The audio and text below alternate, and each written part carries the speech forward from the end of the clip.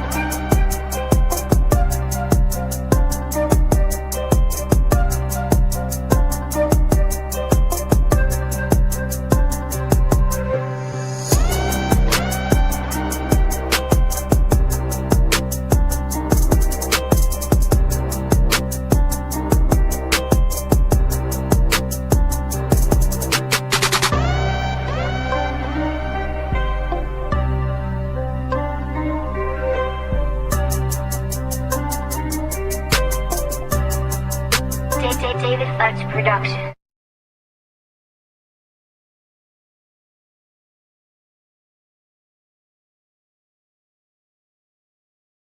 Good afternoon, everyone. Welcome to Real Mad TV, where you always get the mad reaction, but sometimes I come in peace. Today we got a good one. We got RFK. I guess he's running the health and human services at this point. You know what I'm saying? He gonna clean things up for us and shit, get all this bullshit out of our food and all kind of things.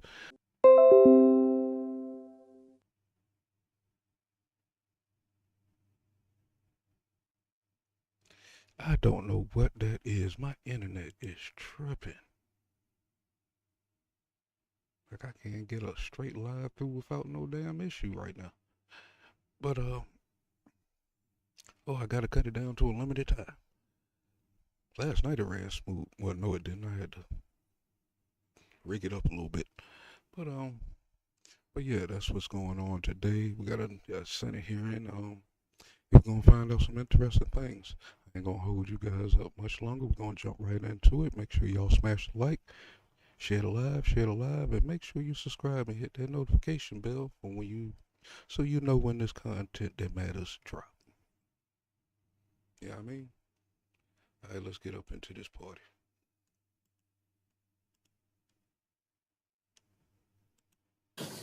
Good morning. This hearing will come to order. I thank my colleagues and Mr. Kennedy for being here today. Mr. Kennedy, congratulations on your nomination. And I hate to stop them right off bat, but they got a full house for the first time I've seen in 4 years.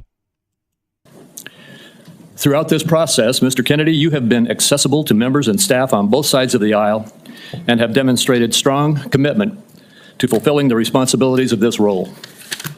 The Department of Health and Human Services oversees our nation's largest healthcare programs, providing coverage for nearly 2 in every 5 Americans. Improving Medicare, Medicaid, and CHIP, among other initiatives, presents challenges, especially in the face of a rapidly aging population, stubbornly high costs, and persistent barriers to access. However, this also provides us an opportunity to deliver bold, transformative solutions. As a committee, we share a commitment to advancing common sense, bipartisan policies that improve the delivery of healthcare in this country. This committee has worked to realign incentives in the prescription drug supply chain, to enhance access in rural communities, to expand the availability of telehealth and improve the broken clinician payment structure. Across these and other issues, I look forward to working with the administration to continue pursuing meaningful reforms that serve the American people more effectively and more efficiently. Too often, patients encounter a healthcare system that is disjointed and is a dysfunctional maze. Complex and bureaucratic chutes and ladders have become the norm. Meanwhile, even as healthcare spending climbs, outcomes across a range of conditions continue to decline. Mr. Kennedy, if confirmed, you will have the opportunity to chart a new and better course for the federal approach to tackling both the drivers and the consequences of our ailing healthcare system. Your commitment to combating chronic conditions that drive healthcare costs will be critical to our success. Prioritizing disease prevention and addressing the factors that fuel conditions such as diabetes, cardiovascular disease, metabolic disease, Alzheimer's disease, COPD, and cancer will save lives, reduce costs, and build a healthier, stronger country. Private sector breakthroughs from groundbreaking cancer medications to curative gene therapies also offer hope.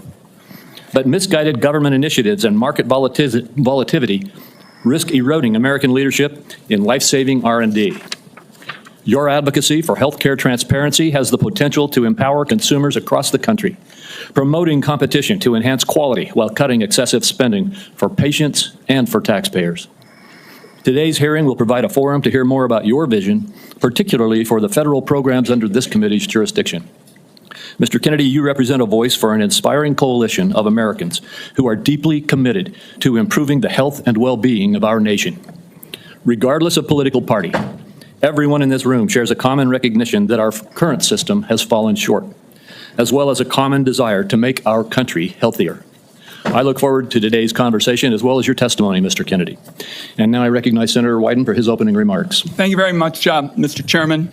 The question before the Finance Committee this morning is whether Robert F. Kennedy should be trusted with the health and well-being of the American people. Committee staff have examined thousands of pages of statements, books, and podcast transcripts in a review of his record. The receipts show that Mr. Kennedy has embraced conspiracy theories, quacks, charlatans, especially when it comes to the safety and efficacy of vaccines. He has made it his life's work to sow doubt and discourage parents from getting their kids life-saving vaccines. It has been lucrative for him and put him on the verge of immense power. This is the profile of someone who chases money and influence wherever they lead, even if that may mean the tragic deaths of children and other vulnerable people. Now, Mr. Kennedy is fond of saying he's not making recommendations about whether parents should vaccinate their children. He's just asking questions and giving people choices. It's a slippery tactic to dodge any real responsibility for his words and actions. And it is, in my view, absurd coming from somebody who's trying to win confirmation for a job that is entirely about making recommendations. These recommendations are going to have life or death consequences for the American people. Mr. Kennedy, if you are confirmed, your recommendations determine which vaccines senior citizens get for free through Medicare. Your recommendation will determine which vaccines are given to millions of kids. Peddling these anti-vaccine conspiracy theories as our chief health officer is going to endanger the lives of kids and seniors across the nation. Just look at what happened when Mr. Kennedy inserted himself into an anti-vaccination crisis in the island nation of Samoa. He traveled there himself to push his views and pour fuel on the fire of a measles outbreak that began due to low vaccination rates. In the end, 83 Samoans died, mostly kids, from a disease that is easily preventable. Americans cannot afford to import this experiment to our great nation. On other healthcare matters, from abortion to universal healthcare, Mr. Kennedy has changed his views so often it is nearly impossible to know where he stands on so many of the basic issues that impact Americans' daily lives. In a gobsmacking statement of irresponsibility, in November 2023, Mr. Kennedy said that he wanted to pause infectious disease research for 8 years. Mr. Kennedy has indicated he's open to restricting access to the abortion medication mifepristone, which remains a primary target of the Republican crusade against reproductive freedom. I took this on back in 1990 when I chaired the first congressional hearing on the topic. The science was clear then. It's even clearer today. Mifepristone is safe. The only reason it's under question in 2025 is because people with a political agenda have been out lying about it. Women deserve to know if Mr. Kennedy will abuse his power as our country's chief health officer to essentially implement a national abortion ban by restricting access to the safe and legal. America, trust him. We don't trust your punk ass. You said you've been in there since the 1990s. You haven't did nothing correct since then. Our food and everything is fucked up. This is going to be interesting. One of these motherfuckers is going to make me mad. Which I'm already mad. For other reasons. Hopefully those reasons don't show up again today. But this dude's stupid. Legal medication. Meanwhile, as the Trump budget office threw the Medicaid program into chaos yesterday, Republicans in Congress are proposing deep cuts to the program that will rip away health care from millions of Americans who count on this vital lifeline. Cuts to Medicaid of this magnitude are going to jack up the cost of health insurance. It'll shutter nursing homes and rural hospitals, deprive seniors and Americans with disabilities of home-based care. That approach amounts to handing over our nation's health system to for-profit insurance companies who've made a fortune delaying and denying care. Mr. Kennedy has virtually no knowledge or experience in handling these issues. It leaves him unprepared to take on a crisis like the nation witnessed yesterday when the Trump budget office shut down the federal Medicaid payment portal. After a careful review of Robert F. Kennedy Jr.'s statements, actions, and views, materials that I have reviewed personally and closely, I've reached the conclusion that he should not be entrusted with the health and well-being of the American people. When he's taken every side of every issue, how can this committee and the American people believe he has anything to say? Let me close by saying I believe more strongly than ever, and I have specialized in healthcare during my time in public service, that we're at a turning point with regard to healthcare in America. If there's one word to describe Americans' feelings towards the healthcare system, it's disillusioned. At every single turn, people feel like they're rolling a loaded dice, when they try to get healthcare. Americans are justifiably angry, fed up, and tired of a system that puts profits over patients. Instead of debating meaningful ways to improve Americans' healthcare, now the committee is being forced to relitigate settled science about vaccines and whether or not the federal government should help Americans get affordable health care. I know where Democrats on this Finance Committee stand when it comes to an agenda to lower costs and improve care. I must say, I cannot say the same about the nominee sitting in front of me. And let me acknowledge, finally, Mr. Chairman, Terry Mills from Portland, Oregon, who is here to represent nurses from... This guy don't realize he's gonna get cooked up. It don't matter what you fucking think. You work for us, we voted for him. Because he was along with Trump. It was a package deal. If you don't like the decision, we can deport your motherfucking ass too. I'm so tired of these weak ass motherfuckers that want to take us down so fucking bad and sit up here and keep fucking lying to us, even on the Senate floor.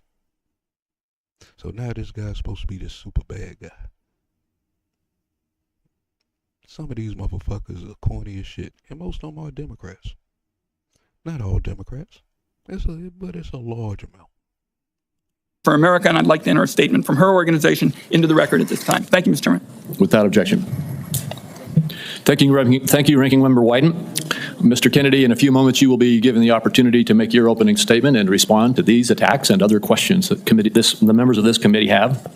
I would say that with regard to the attack on Medicaid that we just heard, that was a false attack. It's been proven false overnight. The Medicaid portal is operating efficiently today and was never intended to be shut down. Would gentleman yield, since he's mentioned my name? There was a significant amount of time yesterday where there was bedlam across the country over the status of the Medicaid portals. I hope it's being corrected, but there were problems all through the day. There certainly were attacks yesterday. The problem has been clarified and the Medicaid portal is fully operational as we speak. Mr. Kennedy, before I turn the time over to you to share your opening statement, I would like to give you a brief introduction. The son of Senator Robert F. Kennedy and nephew of President John F. Kennedy, Robert Kennedy Jr. has been an advocate for consumers since 1985.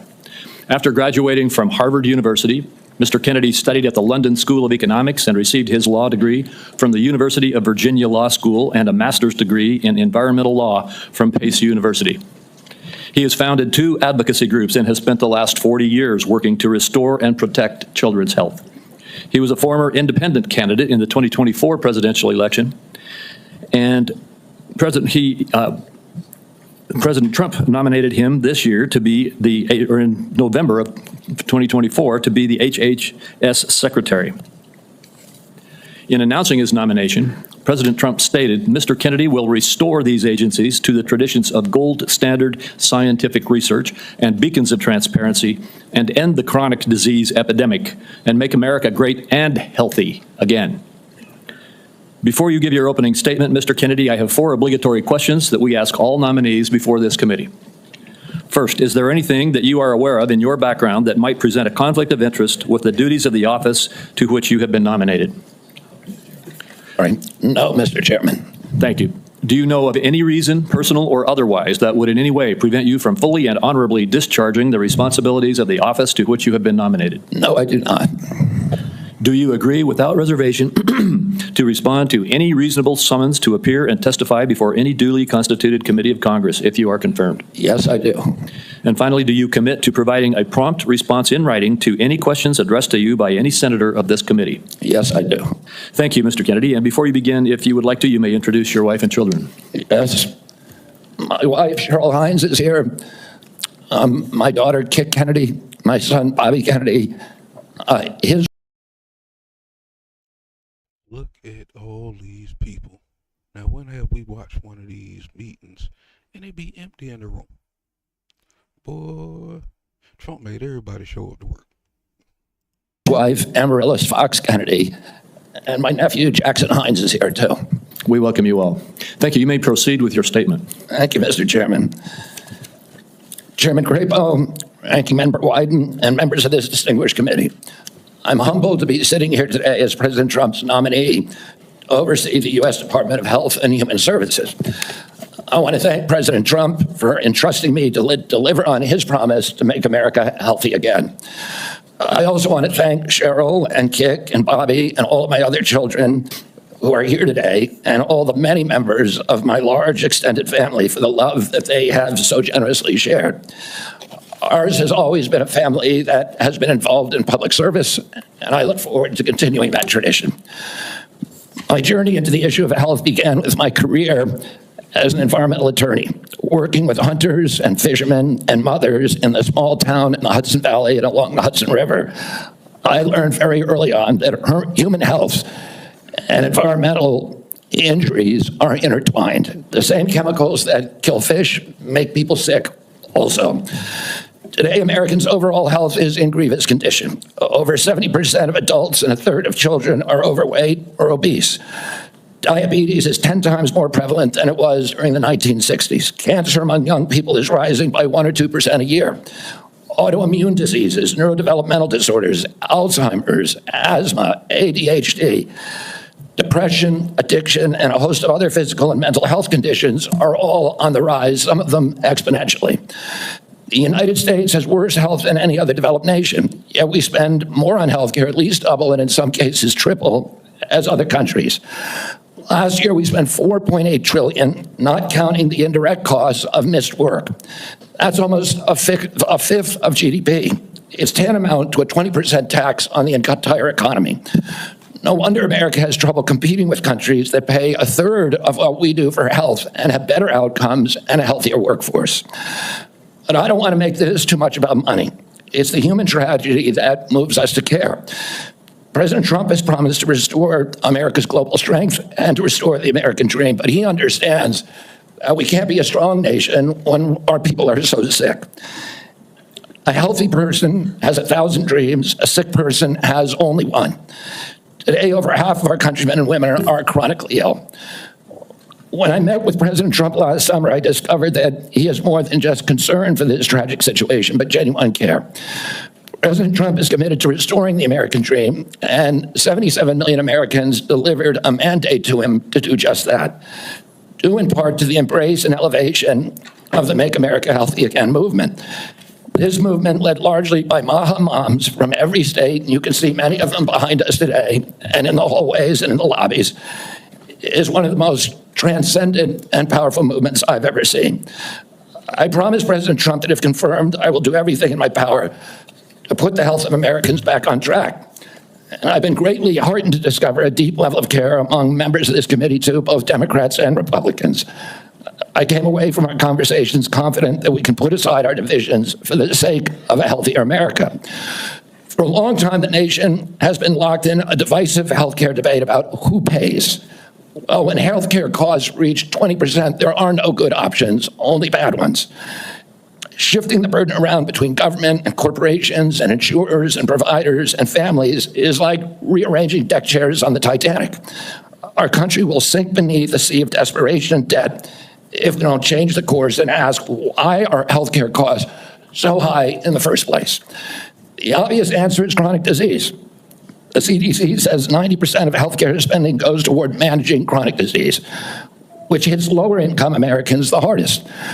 The president's pledge is not to make some Americans healthy again, but to make all of our people healthy again. There is no single culprit in chronic disease. Much as I have criticized certain industries and agencies, President Trump and I understand that most of their scientists and experts genuinely care about American health. Therefore, we will bring together all stakeholders in pursuit of this unifying goal. Before I conclude, I want to make sure the committee is clear about a few things. News reports have claimed that I'm anti-vaccine or anti-industry. I am neither. I am pro-safety.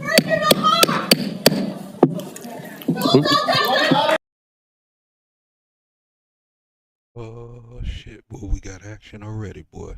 You got protesters all up in this motherfucker. Kick their ass the fuck out.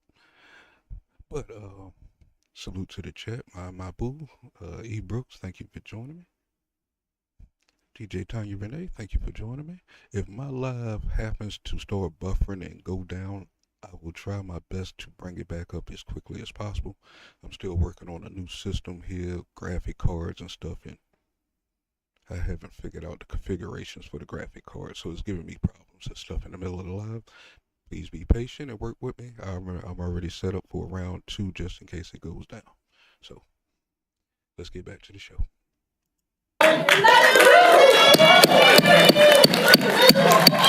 We'll have order.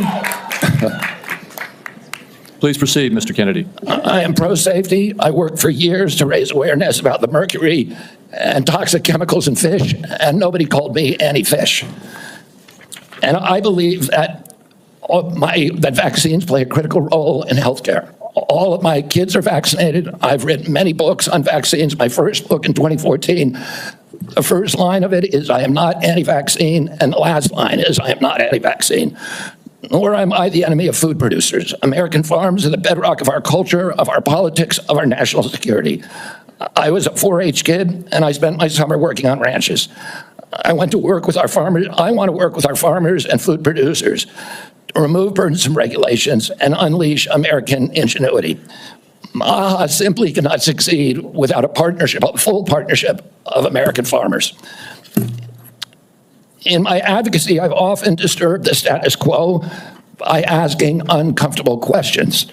Well, I'm not going to apologize for that. We have massive health problems in this country that we must face honestly. And the first thing I've done every morning for the past 20 years is to get on my knees and pray to God that he would put me in a position to end the chronic disease epidemic and to help America's children. That's why I'm so grateful to President Trump for the opportunity to sit before you today and seek your support and partnership in this endeavor. I will conclude with a promise. The members of this committee, to the president, and to all the tens of millions of parents across America, especially the moms, who have propelled this issue to center stage. Should I be so privileged as to be confirmed, we will make sure our tax dollars support healthy foods. We will scrutinize the chemical additives in our food supply. We will remove financial conflicts of interest from our agencies.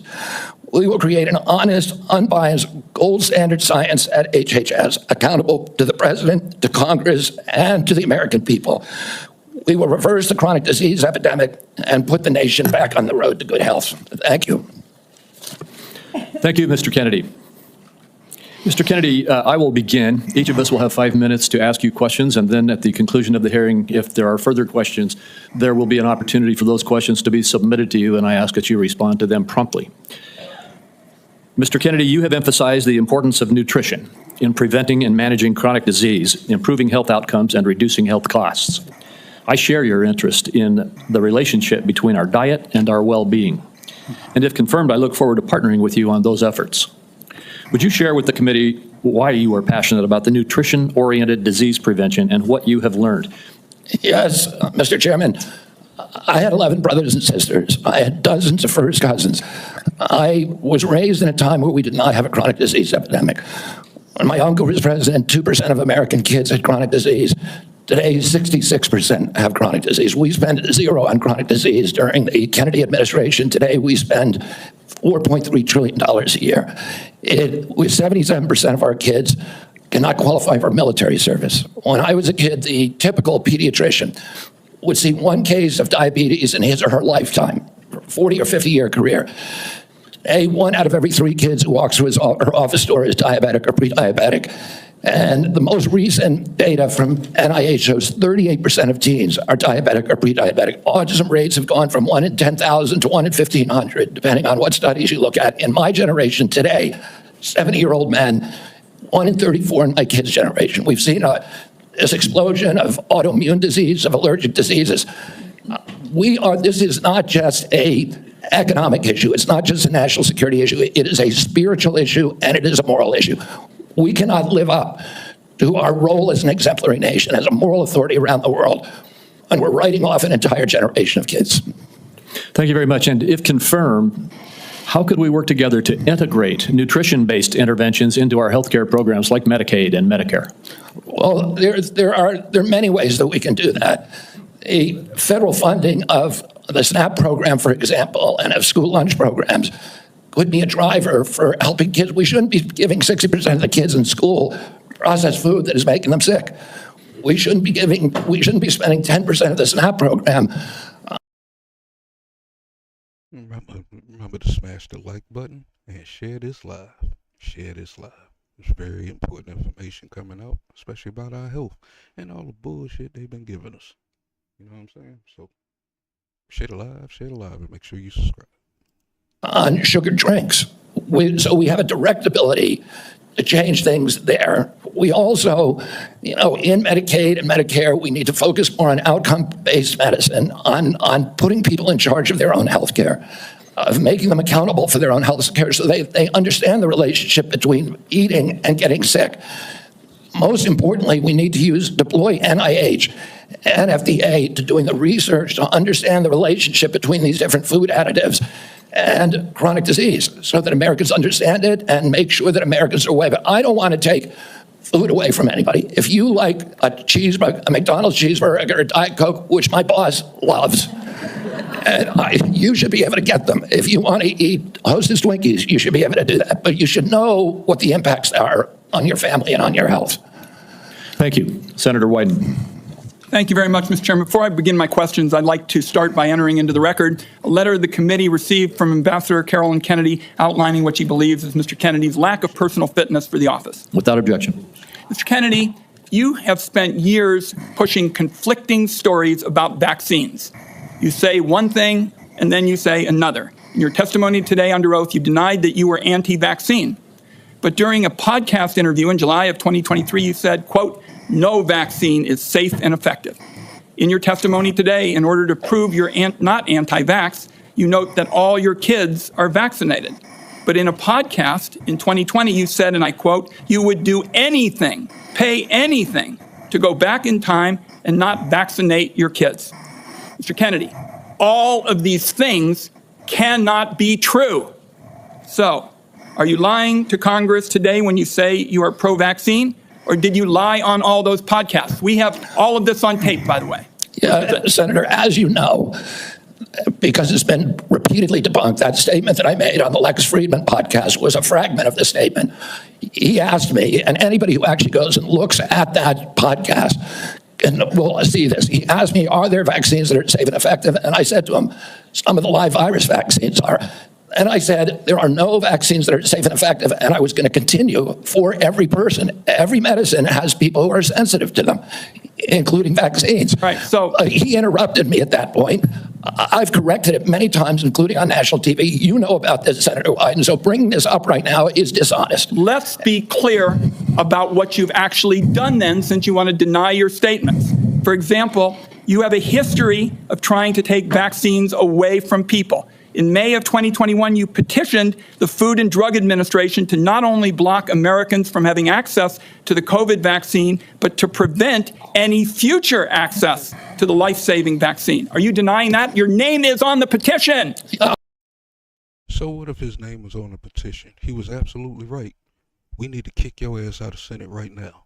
So many people took that fucking shit that wasn't right for them.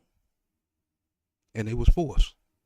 So you can get your red face all you want. I wish I was in D.C. right now, boy. I'll punch your brain out the back of your fucking head. You blind son of a bitch. I didn't take it personally, but I know a lot of people who did take that shit. Without y'all giving out proper information. Y'all ain't let the people know shit. Hide everything. Take people's channels down. You one of them punk motherfuckers with your Barney goddamn sweater and tie.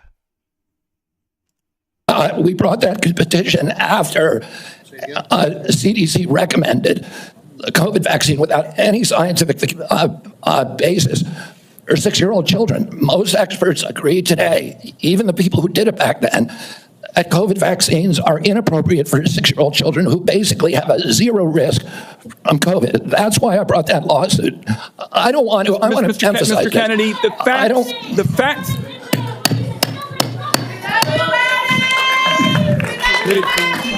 The committee will be in order. And to the audience. Senator, I'm not against If you'll vaccine. hold off for a second, Mr. Kennedy. To the audience. Comments from the audience are inappropriate and out of order. And if there are any further disruptions, the committee will recess until the police can restore order. Please follow the rules of the committee. Mr. Kennedy, you may proceed. I also want to point out that your recitation of what happened in Samoa is absolutely wrong, and you know it's wrong. We'll get to that in a moment. Right now, we're talking about the petition that you filed to block Americans from having access to the vaccine and to prevent any future access to the vaccine. Those facts are on the record. My third question to you is, you made almost $5 million from book deals, mostly promoting junk science. In 2021, in a book called The Measles Book, you wrote that parents had been, quote, So basically they're gonna throw false allegations against this dude to make it look better. But when we finally get Dr. Fauci up in this sucker, because let's see if this same dude is just as hard online as Dr. Fauci, since he wants to be the one who follows the science. I mean, science can damn near change every day. I mean, but hey,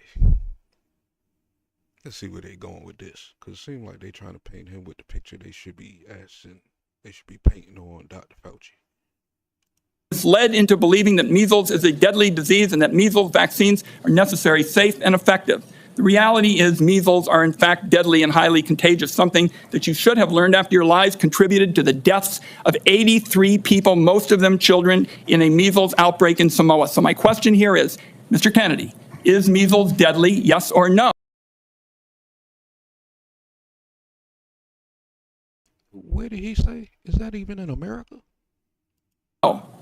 The deaths of fact deadly and highly contagious, something that you should have learned after your lies contributed to the deaths of 83 people, most of them children, in a measles outbreak in Samoa. So my question here is... So you mean Dr. Fauci is responsible for millions of deaths across the world because of that vaccine? And you talking about 83 people in a country that don't belong to us? I feel sorry for the people that it happened to and their families, but your energy is directed in the wrong way. We need to get this dude out of the Senate, man. How you get here? Who sent you? Your ugly ass tie. Mr. Kennedy, is measles deadly, yes or no? The death rate from measles historically in this country in 1963, the year before the introduction of the vaccine, was 1 in 10,000. Let me explain what happened in Samoa. In Samoa, in 2017 or 2015, there were 2 kids who died following the MMR vaccine. And the vaccination rates in Samoa dropped precipitously from about 63% to the mid-30s, so they've never been very high. And in 2018, 2 more kids died following the MMR vaccine, and the government of Samoa banned the MMR vaccine. I arrived a year later when vaccination rates were already below any previous level. I went there, nothing to do with vaccines. I went there to introduce a medical informatics system I would digitalize records in Samoa and make health delivery much more efficient. I never gave any public statement about vaccines. You cannot find a single Samoan who will say, I didn't get a vaccine because of Bobby Kennedy. I went in June. Oh, he says Samoan. All he says Somalia or somewhere. Is that even here? But yeah, the Samoans are here. They over in Hawaii.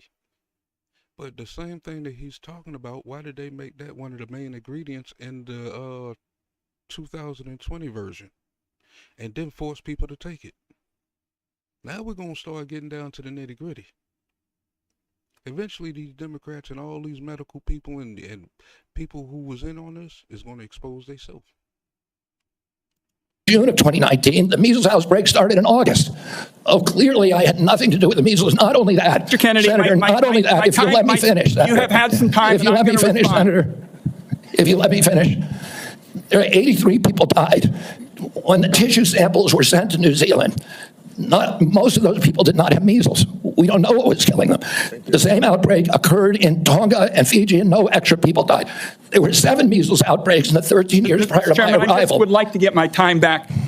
The nominee wrote a book saying that people had been misled into believing that measles is a deadly disease. He's trying now to play down his role in Samoa. That's not what the parents say. That's not what Governor Green says. It's time to make sure that we blow the whistle on actually what your views are. At least we're starting.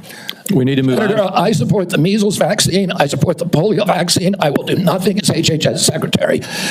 That makes That smirk on your face shows that you're full of shit. You giving your own self away. I trust everything RFK is saying up to this point. I mean, how much more worse can it get than Dr. Fauci? difficult or discourages people from taking either of those Anybody vaccines. who believes that ought to look at the measles book you wrote saying parents have been misled into believing that measles is a deadly disease. That's No, you should have read the AIDS book and noticed that it was the same play that they ran through the C-19. Affecting the same body parts and everything, coming from the same freaking doctor. He's been doing this crap for over 40 years, but you jumping at this dude who's barely been around. Never mind. That's an ugly sweater too, by the way. I think that's my second time saying that. I joked you tired of last. It's not true. We need to move on. Senator Grassley. Welcome. I'm going to do like I did in my office. I'm just going to make some points to you. I got about 7 I want to quickly get done. And then at the end, I'm going to ask if you disagree with anything I say and then address those things you disagree with. I'll make sure I save time for you to do that. A key responsibility of each member of Congress is oversight. Oversight allows us to hold bureaucrats accountable to the rule of law, and it helps keep faith with taxpayers. I expect HHS to provide timely and complete responses to congressional oversight. Number 2, PBMs, something you and I discussed in our office. I've been working to hold pharmacy benefit managers accountable in order to lower prescription drug prices. I expect you to work with us to hold PBMs accountable, and that may even ask in your support for legislation that's before the Congress. Drug pricing. Senator Durbin and I have, for a while, been trying to get a bill passed that requires price disclosures on TV ads for prescription drugs. Knowing what something costs before buying it is just common sense. President Trump tried to do this by regulation in his first term. Vice President Vance co-sponsored our bill last Congress. I ask you to support this bill, or if you can do it by regulation, to do it by regulation. On rural health care, the previous administration dragged its feet in opening up slots for rural community hospital demonstration programs. It also ignored concerns from rural pharmacies when implementing changes to Medicare Part D, and ignored rural needs when it comes to distributing physician residency slots. I expect you to prioritize rural Americans' health care needs. On agriculture, in our meeting earlier this month, we talked at length about agriculture. You prefaced the conversation by saying you will not have jurisdiction over these issues. I expect you to leave agricultural practice regulations to the proper agencies, and for the most part, that's USDA and EPA. On dietary guidelines, I've sent letters to the Secretaries of Agriculture and HHS requesting that they provide information regarding conflicts of interest on the Dietary Guideline Advisory Committee to increase transparency. I expect you to provide Congress with confidential financial disclosures from the advisory committee before finalizing dietary guidelines, so we know that nobody has a vested interest in it, is having undue influence. Lastly, HHS, Office of Refugee Resettlement Oversight. Last year, I expanded my investigation into HHS's Office of Refugee Resettlement. I wrote 24 contractors and grantees whose job it is to place unaccompanied children with sponsors. In many cases, children have been placed with improper vetted sponsors, placing them at risk of trafficking. The Biden administration's HHS directed these taxpayer-funded contractors and grantees to not respond to my inquiry. This is obstruction by the executive branch. I expect you to produce to me the records and data I've requested and instruct HHS contractors to fully cooperate with my investigation. I also expect HHS to not retaliate against any whistleblowers, including those who identify ORR's failures in vetting sponsors of unaccompanied. You got 45 seconds to respond if you want to. I agree with all of those provisions, Senator. My approach to administration HHS will be radical transparency. If members of this committee or other members of Congress want information, the doors are open. I've spent many years litigating against NIH and its sub-agencies, it's HHS and its sub-agencies, NIH, CDC, FDA, on FOIA issues, trying to get information that we, the taxpayers, paid for, and oftentimes getting back redacted copies after a year or 2 years of litigation. That should not be the case. And if Congress asks me for information, you will get it immediately. Thank you. Thank you. Senator Cantwell is next. Well, that's good to hear, because everybody else for the last 4 years who's supposed to send stuff in, man, takes forever. And they be waiting on shit, then the next meeting come up and they still waiting on the shit. Man, it's been a mess. Let's get back to the show. But until she returns, I will move on to down the list, and that would be Senator Cornyn. Mr. Kennedy, welcome to you and your family, and congratulations. I appreciate Senator Grassley raising the issue of the Office of Refugee Resettlement within the auspices of Health and Human Services. I think this may surprise people, but that's actually the responsibility of HHS, the Office of Resettlement Relocation. Under the previous administration, as Senator Grassley alluded, there were roughly 500,000 children, unaccompanied minors, that were placed with sponsors in the interior of the United States. The previous administration took the position that it was not the federal government's responsibility once these children were placed with these sponsors. But the New York Times, in a series of investigative stories, pointed out that tens of thousands of these children, when they tried to follow up and find out how they were doing, whether they were going to school, whether they were being trafficked or abused, there was no answer. And they took the position it was not their responsibility. So I look forward to working with you to find those children and to make sure that they're not being abused. Millions of Americans are experiencing mild to moderate mental health and substance abuse issues, yet many struggle with timely and effective access. Primary care physicians are most likely to be seeing these individuals as opposed to a specialist, and it makes it important that these individuals, primary care physicians, be trained in patient-centered care, which would strengthen the integration of behavioral health care with primary care services. Is this something that you are concerned about, something you'd be willing to work with us on in order to implement? Yes, Senator, and let me just reassure you that President Trump has personally spoken to me about locating those 300,000 children who disappeared over the last 4 years. I don't think anybody has a fully accurate number, but it's hundreds of thousands, I agree. And many of them we know have been sex trafficked and childhood slavery, and it is a blight on America's moral authority, and we need to find those kids. In terms of addiction services and substance abuse services, this is a priority for me. It was a priority for me when I was running for president during my campaign. I was a heroin addict for 14 years. I've been 42 years in recovery. I go to 12-step meetings every day, so I hear the stories every day. And I hear the many stories. Oh, that's the first time for me hearing that. A heroin addict for 14 years. Is that why his voice is like that?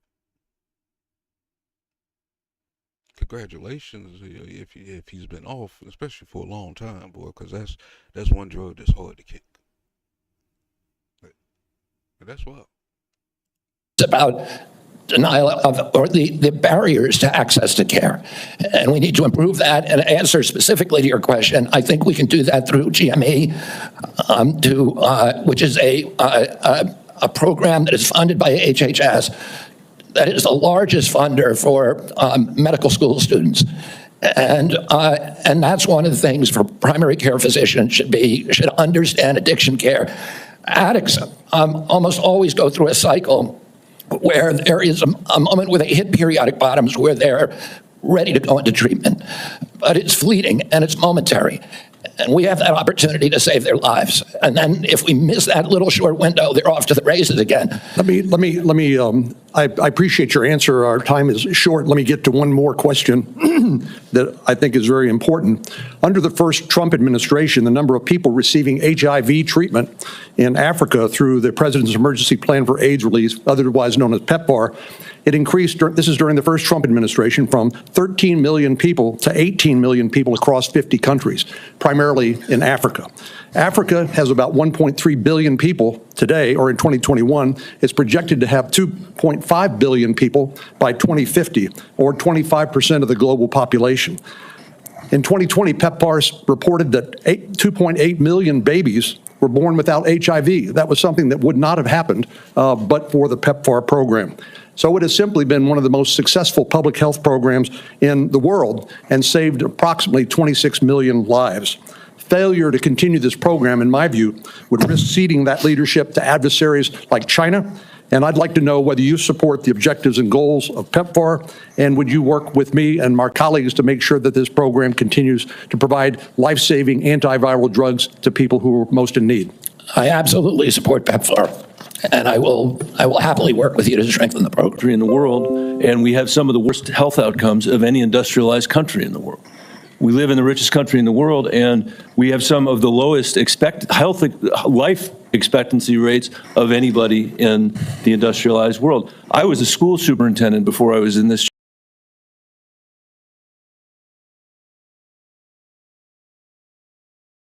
job, Mr. Chairman, and I can tell you that Mr. Kennedy's right, that when I look at the kids in the Denver public schools, if we don't change the way we eat in this country, 40% of them. Hey, Gabe, hey, send me something on this OBS thing as far as why do it keep disconnecting? It's like it disconnects like almost every 10 minutes. I noticed the next time that it does it, it might not come back up. I'm gonna have to do some ghetto shit to get it back going. If not, shut it down and bring back a new one. But yeah, see what you can find out of why it keep disconnecting. I don't look all over the place, all kind of settings and shit. Them are going to suffer adult diabetes as a result of their diet. These are, and we're, as I said, spending more than any other country in the world, and our families, every single person's constituents in this Senate are facing chronic shortages when it comes to health care. My friend from Texas, Senator Cornyn, has been a champion on mental health care. We have an epidemic, as he knows, across this country in mental health care, partly because of what the massive social media platforms that were sitting behind the President of the United States have inflicted on our children for their profit in the last decade or so. So we have no shortage of challenges to confront, and I even agree with some of the diagnosis of Mr. Kennedy. What is so disturbing to me is that out of 330 million Americans, we're being asked to put somebody in this job who has spent 50 years of his life not honoring the tradition that he talked about at the beginning of this conversation, but peddling in half-truths, peddling in false statements, peddling in theories that, create doubt about whether or not things that we know are safe are unsafe. Not that every vaccine in America is unsafe, not that you can't possibly have an adverse reaction, but that parents and children in my old school district and school districts all over this country would be better off not getting vaccinated than getting vaccinated. unlike his own children who were vaccinated, unlike the people he invited to his house in Los Angeles for their party who were vaccinated. For everybody else, it's about peddling these half-truths. And he says it with such conviction that you want to believe him. And Mr. Kennedy, I just have some... But if his is half-truth, what makes yours the whole truth? Because it haven't seemed like it was the truth. I mean, for the last couple of years. You is being exposed thanks to independent media. And if you didn't hear the press briefing yesterday that I did, they giving power to the independent reporters and content creators to report on DC. They want us to report on them. And they accepting applications for certain positions too. Just to let y'all know and keep y'all informed on that. You know what I'm saying? So I guess everything is in the clear. We can talk our shit about this C-19 and everything finally and get down to the nitty gritty. But why is what you saying the whole truth and his is only a half truth? Half truth is better than nothing. I mean, we couldn't even get out the truth without y'all shutting us down. This is another corny dude. Who sent you? There are many, many things in the record, but I hope that you could answer these questions yes or no. I've tried to ask these in a manner that's faithful to what you actually said, because I didn't want to have a debate about whether you actually said them. So I'm asking you yes or no, Mr. Kennedy. Did you say that COVID-19 was a genetically engineered bioweapon that targets black and white people, but spared Ashkenazi Jews and Chinese people? I didn't say it was deliberately targeted. I just quoted an NIH-funded and NIH published study. Did you? By the way, fuck NIH. Yeah, man, you can't joke the guy, man, that's trying to clean up our health, man. Come on, man. I know he sounds bad. Sound like somebody stole his Cadillac converter out of his damn throat.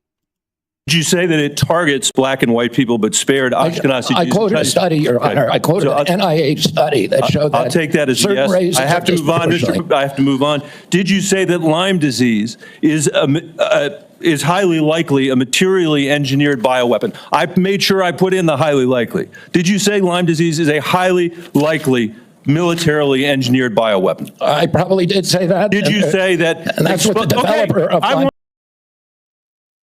Time out. Are you gonna get on Google for saying that C-19 was the same thing? You can punch this up and it says it. It's a biological weapon. I want all of our colleagues to hear it, Mr. Kennedy. I want them to hear it. You said yes. Did you say that exposure to pesticides causes children to become transgender? No, I never said that. Okay, I have the record that I'll give to the chairman, and he can make his judgment about what you said. Did you write in your book, and it's undeniable. That shouldn't happen that way. Not at all. Now, if you just said this, why you got to give it to the Speaker of the House instead of telling us and pointing it out? So to me, it looked like you're lying. You bring it up and then you skip over it because you're just gonna hand it over. What use is it to him if you're supposed to be here speaking for the people? We're gonna be on y'all shit these next couple of years. I'm just saying. That African AIDS is an entirely different disease from Western AIDS. Yes or no, Mr. Kennedy? I'm not sure if I made that. Okay, I'll give it to the chairman, Mr. Kennedy. And my final question, did you say on a podcast, and I quote, "I wouldn't leave abortion to the states. My belief is we should leave it to the woman. We shouldn't have the government involved, even if it's full term." Did you say that, Mr. Kennedy? Senator, I believe that every abortion is a tragedy. Did you say it, Mr. Kennedy? This matters. It doesn't matter what you come here and say that isn't true, that's not reflective of what you really believe, that you haven't said over decade after decade after decade. And I have to stop this guy again. It doesn't matter what the fuck you think. We the people want him in. No matter what the fuck you say. Y'all full of shit. Y'all been full of shit. Y'all been lying to the people, lying to the people. Now all of a sudden, the new person coming in, you gonna make it look like he's lying. When y'all been lying to us the whole time because y'all been in power. Because unlike other jobs we're confirming around this place, this is a job where it is life and death. for the kids that I used to work for in the Denver public schools and for families all over this country that are suffering from living in the richest country of the world that can't deliver basic health care and basic mental health care to them. It's too important for the games that you're playing, Mr. Kennedy. And I hope my colleagues will say to the president, I have no influence over him. I hope my I'm so tired of these emotional bitches. Get the fuck out of the Senate. Who the fuck voted you in? Excuse me, ladies, I ain't mean to cuss like that. But he is acting like a bitch. Look at him, he about to fucking cry. He looked just like the last guy about to fucking cry. We getting rid of you weak motherfuckers out of fucking D.C. Y'all are not representing us no more. I'm just saying. colleagues will say to the president, out of 330 million Americans, we can do better than this. Thank you. We need to move on. Senator Cassidy. Mr. Kennedy, President Trump has sworn to protect Medicare. Republicans are exploring reforms to Medicaid that could help pay for Trump administration priorities. With this context, what will you do about dual eligibles? About, Dual eligibles. well, dual eligibles are not right now served very well into the system. Those are people who are eligible for both Medicaid and Medicare. I suppose my answer to that is to make sure that the programs are consolidated, that they're integrated, and the care is integrated. I look forward to working with you, Dr. Cassidy, on making sure that we take good care of people who are Thank you. dual eligible. And how do you propose that we integrate those programs? Does Medicare pay more, Medicare pay less, Medicaid pay more, Medicaid pay less? How do we do that? Well, I'm not exactly sure because I'm not in there. I mean, it is difficult to integrate them because Medicare is under fee-for-service. It's paid for by employer taxes. Medicaid is fully paid for by the federal government, and it's not fee-for-service. So I do not know the answer to that. I look forward to exploring options with you. Republicans, again, are looking at ways to potentially reform Medicaid to help, pay for President Trump's priorities, but to improve outcomes. What thoughts do you have regarding Medicaid reform? Well, Medicaid is not working for Americans, and it's specifically not working for the target population. Most Americans, like myself, I'm on Medicare Advantage, and I'm very happy with it. Most people who are on Medicaid are not happy. The premiums are too high. The deductibles are too high. The networks are narrow. The best doctors will not accept it in the best hospitals. And particularly, Medicaid was originally designed for a target population, the poorest Americans. It's now been dramatically expanded. And the irony of the expansion is that the poorest Americans are now being robbed. Their services have dramatically decreased, even though we've increased the price of Medicare by 60% over the last 4 years. The target population is being robbed. With that said, other options. Obviously, you've thought about that, and I appreciate that. What reforms do you recommend, again, that would improve services, I suppose, but also make it more cost efficient? Well, President Trump has given me the charge of improving quality of care and lowering the price of care for all Americans. There are many things that we can do. What we want to, the ultimate outcome, I think, is to increase transparency, to increase accountability, and to transition to a value-based system rather than a fee-based system, rather than a service-based system. On Medicaid in particular, can you just kind of take those kind of general principles and apply it to the Medicaid program? Listen, I think that there are many, many options with telemedicine, with AI right now, and there's including direct primary care systems. We're seeing that movement grow across the country. There's one of the largest providers. So going back to Medicaid though, and speaking of these specific advances, what reforms are you proposing with these ideas vis-a-vis Medicaid? Well, I don't have a broad proposal for dismantling the program. Of course not saying that. I think what we need to do is we need to experiment with pilot programs in each state. We need to keep our eye on the ultimate goal, which is value-based care, which is transparency, accountability, access. And one more thing, going back to Medicare, you mentioned you're an MA. You mentioned earlier the Medicare fee-for-service. Do you have any kind of thoughts as to whether or not patients on fee-for-service should move into MA, or how should we handle that?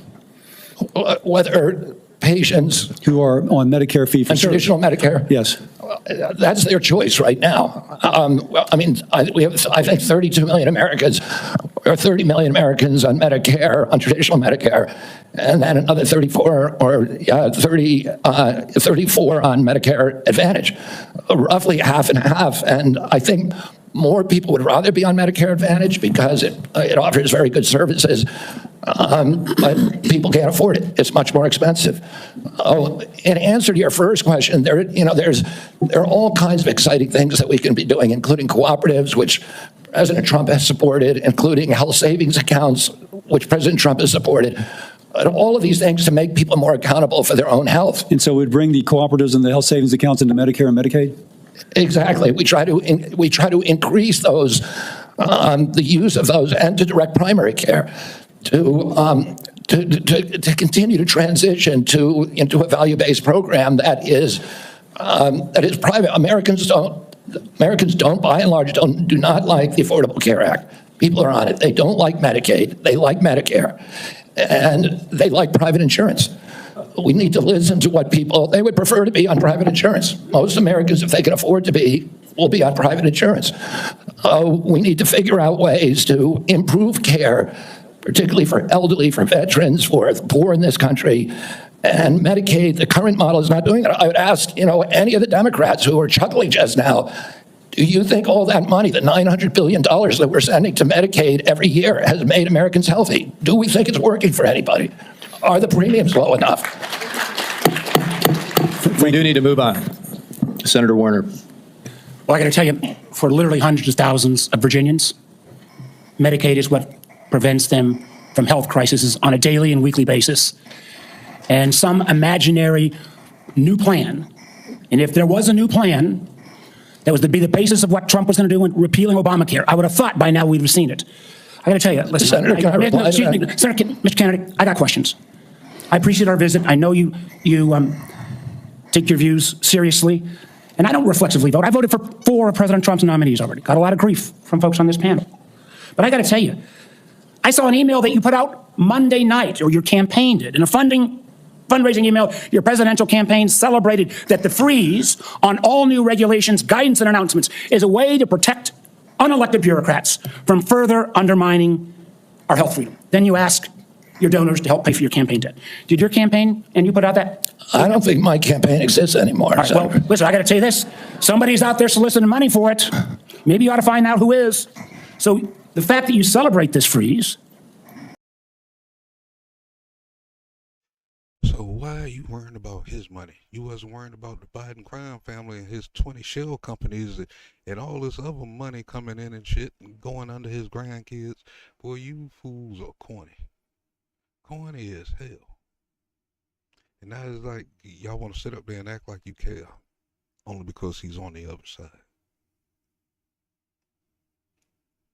Boy, hopefully the next 2 years we can get these folks up out of here. Do you think that was a good idea to put all of this on hold for 90 days, funding and any kind of further work, NIH research? As Chairman Crapo pointed out. I'm not asking for, I love Mike Crapo. I'm asking you. You're up for a very important position. As he pointed out, Senator, the portals that were closed were not closed as a result of the Trump Let me just tell you.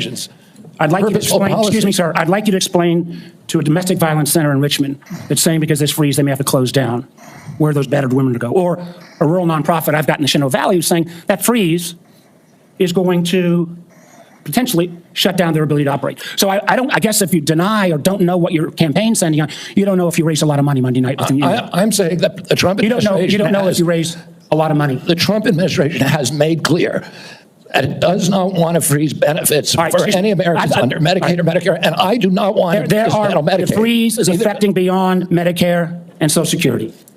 I would hope you would have known that to be able to answer some of this. Now, you've said publicly you want to immediately get rid of 600 NIH workers on day one.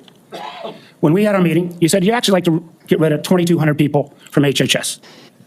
Which offices are you going to start cutting and riffing these 2,200 workers from? Senator, there's... Man, that's top secret information until the shit happens. Why are you trying to give them a heads up so they can clear the offices out, make things disappear? You know what I'm saying? Fire their ass. They got the whole world sick. There's 200 political appointees. that are changed during every So if you administration. got rid of those 200 political appointees, you're not going to replace them with your political appointees. Well, President Biden this year changed 3,000 employees at HHS, 3,750 So at NIH. I'm so mad at NIH. That's what I thought they was talking about. They talking about another whole division people and shit. My bad, y'all. I'll cuss them out later for that. 2,200. What departments are you going to pick them from? Well, the same as President Biden did when he changed 3,000 out. They're Let me from just, across all I'm down to a departments. minute 30. The chairman's been generous with colleagues on both sides. I may have to go a couple minutes over. But let me just say, so let's just answer. This would be, this. I hope, since you're asking to become the top healthcare official in the United States in terms of HHS, huge ramifications, and part of this job is to be the senior advisor to the president on health issues. So when we're looking at this purge and we're looking at laying off workers, when we're looking at potentially the president's illegal offer to try to buy out federal employees, which I would say to any federal employees, think twice. Has this individual in his business world ever fulfilled his contracts or obligations to any workers in the past? But if you are in this position, will you pledge that you will not fire federal employees who work on food safety, work on trying to preventing things like salmonella? Senator, there are 91,000 employees. So that, I take that as a, I mean, fire 'em. I'm surprised that they still got a place to work, because most people in the country, even the ones who watch the news regularly, don't know that we don't had over 110 food factories burned the fuck down in this fucking country in the last 4 years. At least 110. It was 90 at the start of last year.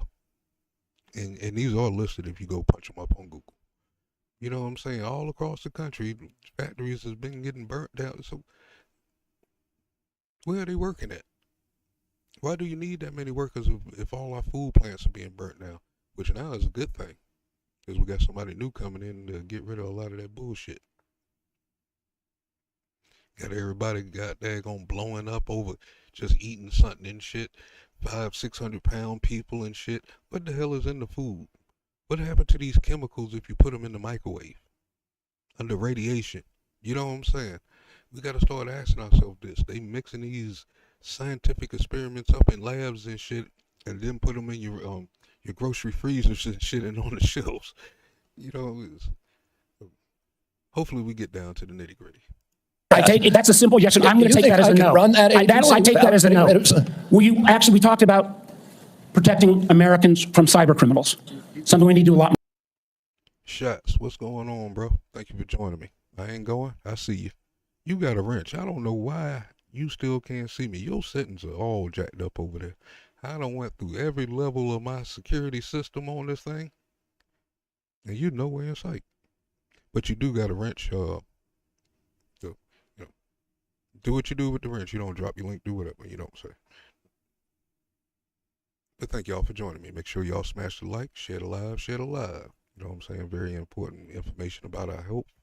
And make sure you subscribe and hit the notification bell so you'll know when more content that matter drop. More on. Will you commit not to fire anyone in the health arena who currently works on protecting Americans from cyber attacks in their healthcare files? I will commit to not firing anybody who's doing their job. Based on your opinion, based upon your opinion, or your political agenda, or Mr. Trump's political agenda? Based upon my opinion. So I guess that means a lot of the folks who've had any type of views on vaccines will be out of work. Will you freeze grant funds? That's another punk motherfucker who ain't saying shit, so I'm going to interrupt him again. God daggone. And if you see the channels down at the bottom, if you're on those platforms, look for me on those platforms. You know what I'm saying? I will be dropping on those pretty soon. I already dropped one on Rumble, just an intro video, but I will be dropping a lot of crime shows and stuff like that over there too. Funding for community health centers. Will you freeze federal funds for community health centers the way the current administration is? The White House has made clear that no funds are going to be denied to any American for benefits in any program. Do you know what happens at community health centers? Those are direct. Are you talking about the Indian health centers? No, I'm talking about community health centers across the country. I understand that. I mean, I strongly. So you're going to excuse Indian health centers, which is good, but others are not They're going to get their funds frozen? I strongly support community health centers, as does the president. So does that mean you're not going to freeze the funding that is currently frozen? The White House has made clear that none of that funding is supposed to be frozen. Sir, the direct payments are different than how the government operates. We fund the federal government down to community health centers. As a former governor, there's lots and lots of state programs that are related to health care that come from the federal government. They come down to the state, then it goes to local programs. All of those don't directly pay out $1 at a time, but they come from federal funding. They are all, even though they keep changing the guidance on a minute-by-minute basis, based upon 9:45 or 10:30 or 10:45, whatever time it is today, those funds are still frozen. Sir, I just honestly, I want to give you a fair shot, but I don't feel like you approach this job with the knowledge and candidly your willingness not to commit. Try to recommend to the president to make sure these funds are unfrozen and that people's lives are at stake is a very disappointing answer. Thank you, Mr. Chairman. Senator Lankford. Chairman, thank you. Mr. Kennedy, it's good to see you again. We had some great visits in my office. We've done some I think that time I was competing with the volume of the video, but can y'all hear me clear now? Well, I do need a new mic. So let me go into my settings real quick here. Oops, wrong settings.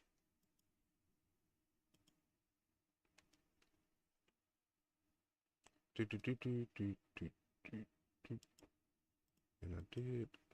Okay, that's good there. And voice expression. We go 4 here. How about now? Am I good now?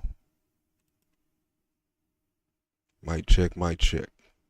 Yeah, it look like my levels are good there. Just barely touching red.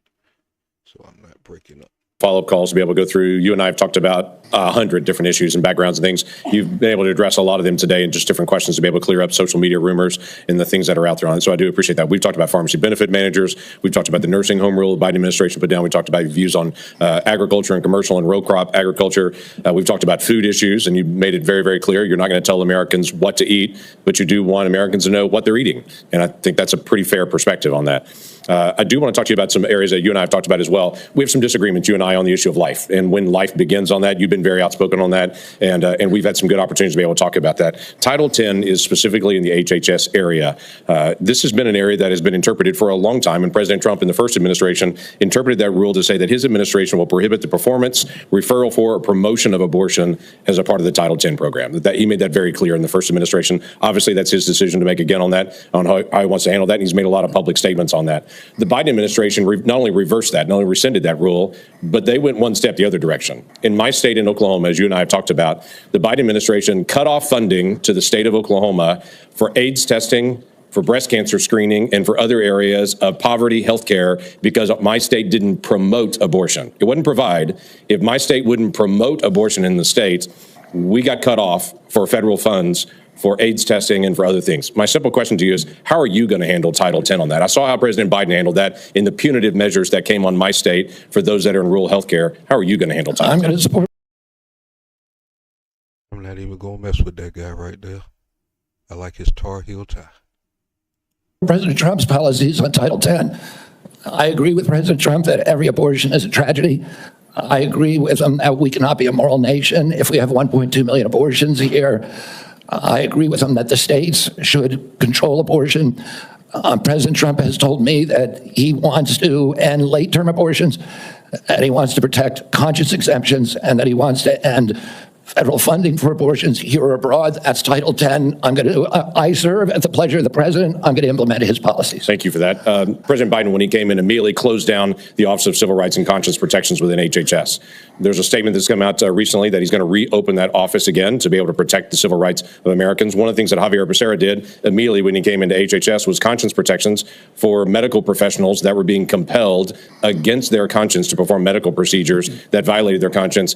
Javier Becerra stepped in immediately into HHS and withdrew that and said, no, the federal government will tell you what you believe about these issues. You don't have conscience protections anymore, and refuse to protect those folks. Will you step in and say that healthcare individuals have the right of conscience again, as the federal law allows? Yeah, I mean, the first thing that occurs to me when you ask that question is what patient would want somebody doing a surgery on them that, believes that the surgery is against their conscience being forced to perform that. I don't know anybody who would want to have a doctor performing a surgery that the doctor is morally opposed to.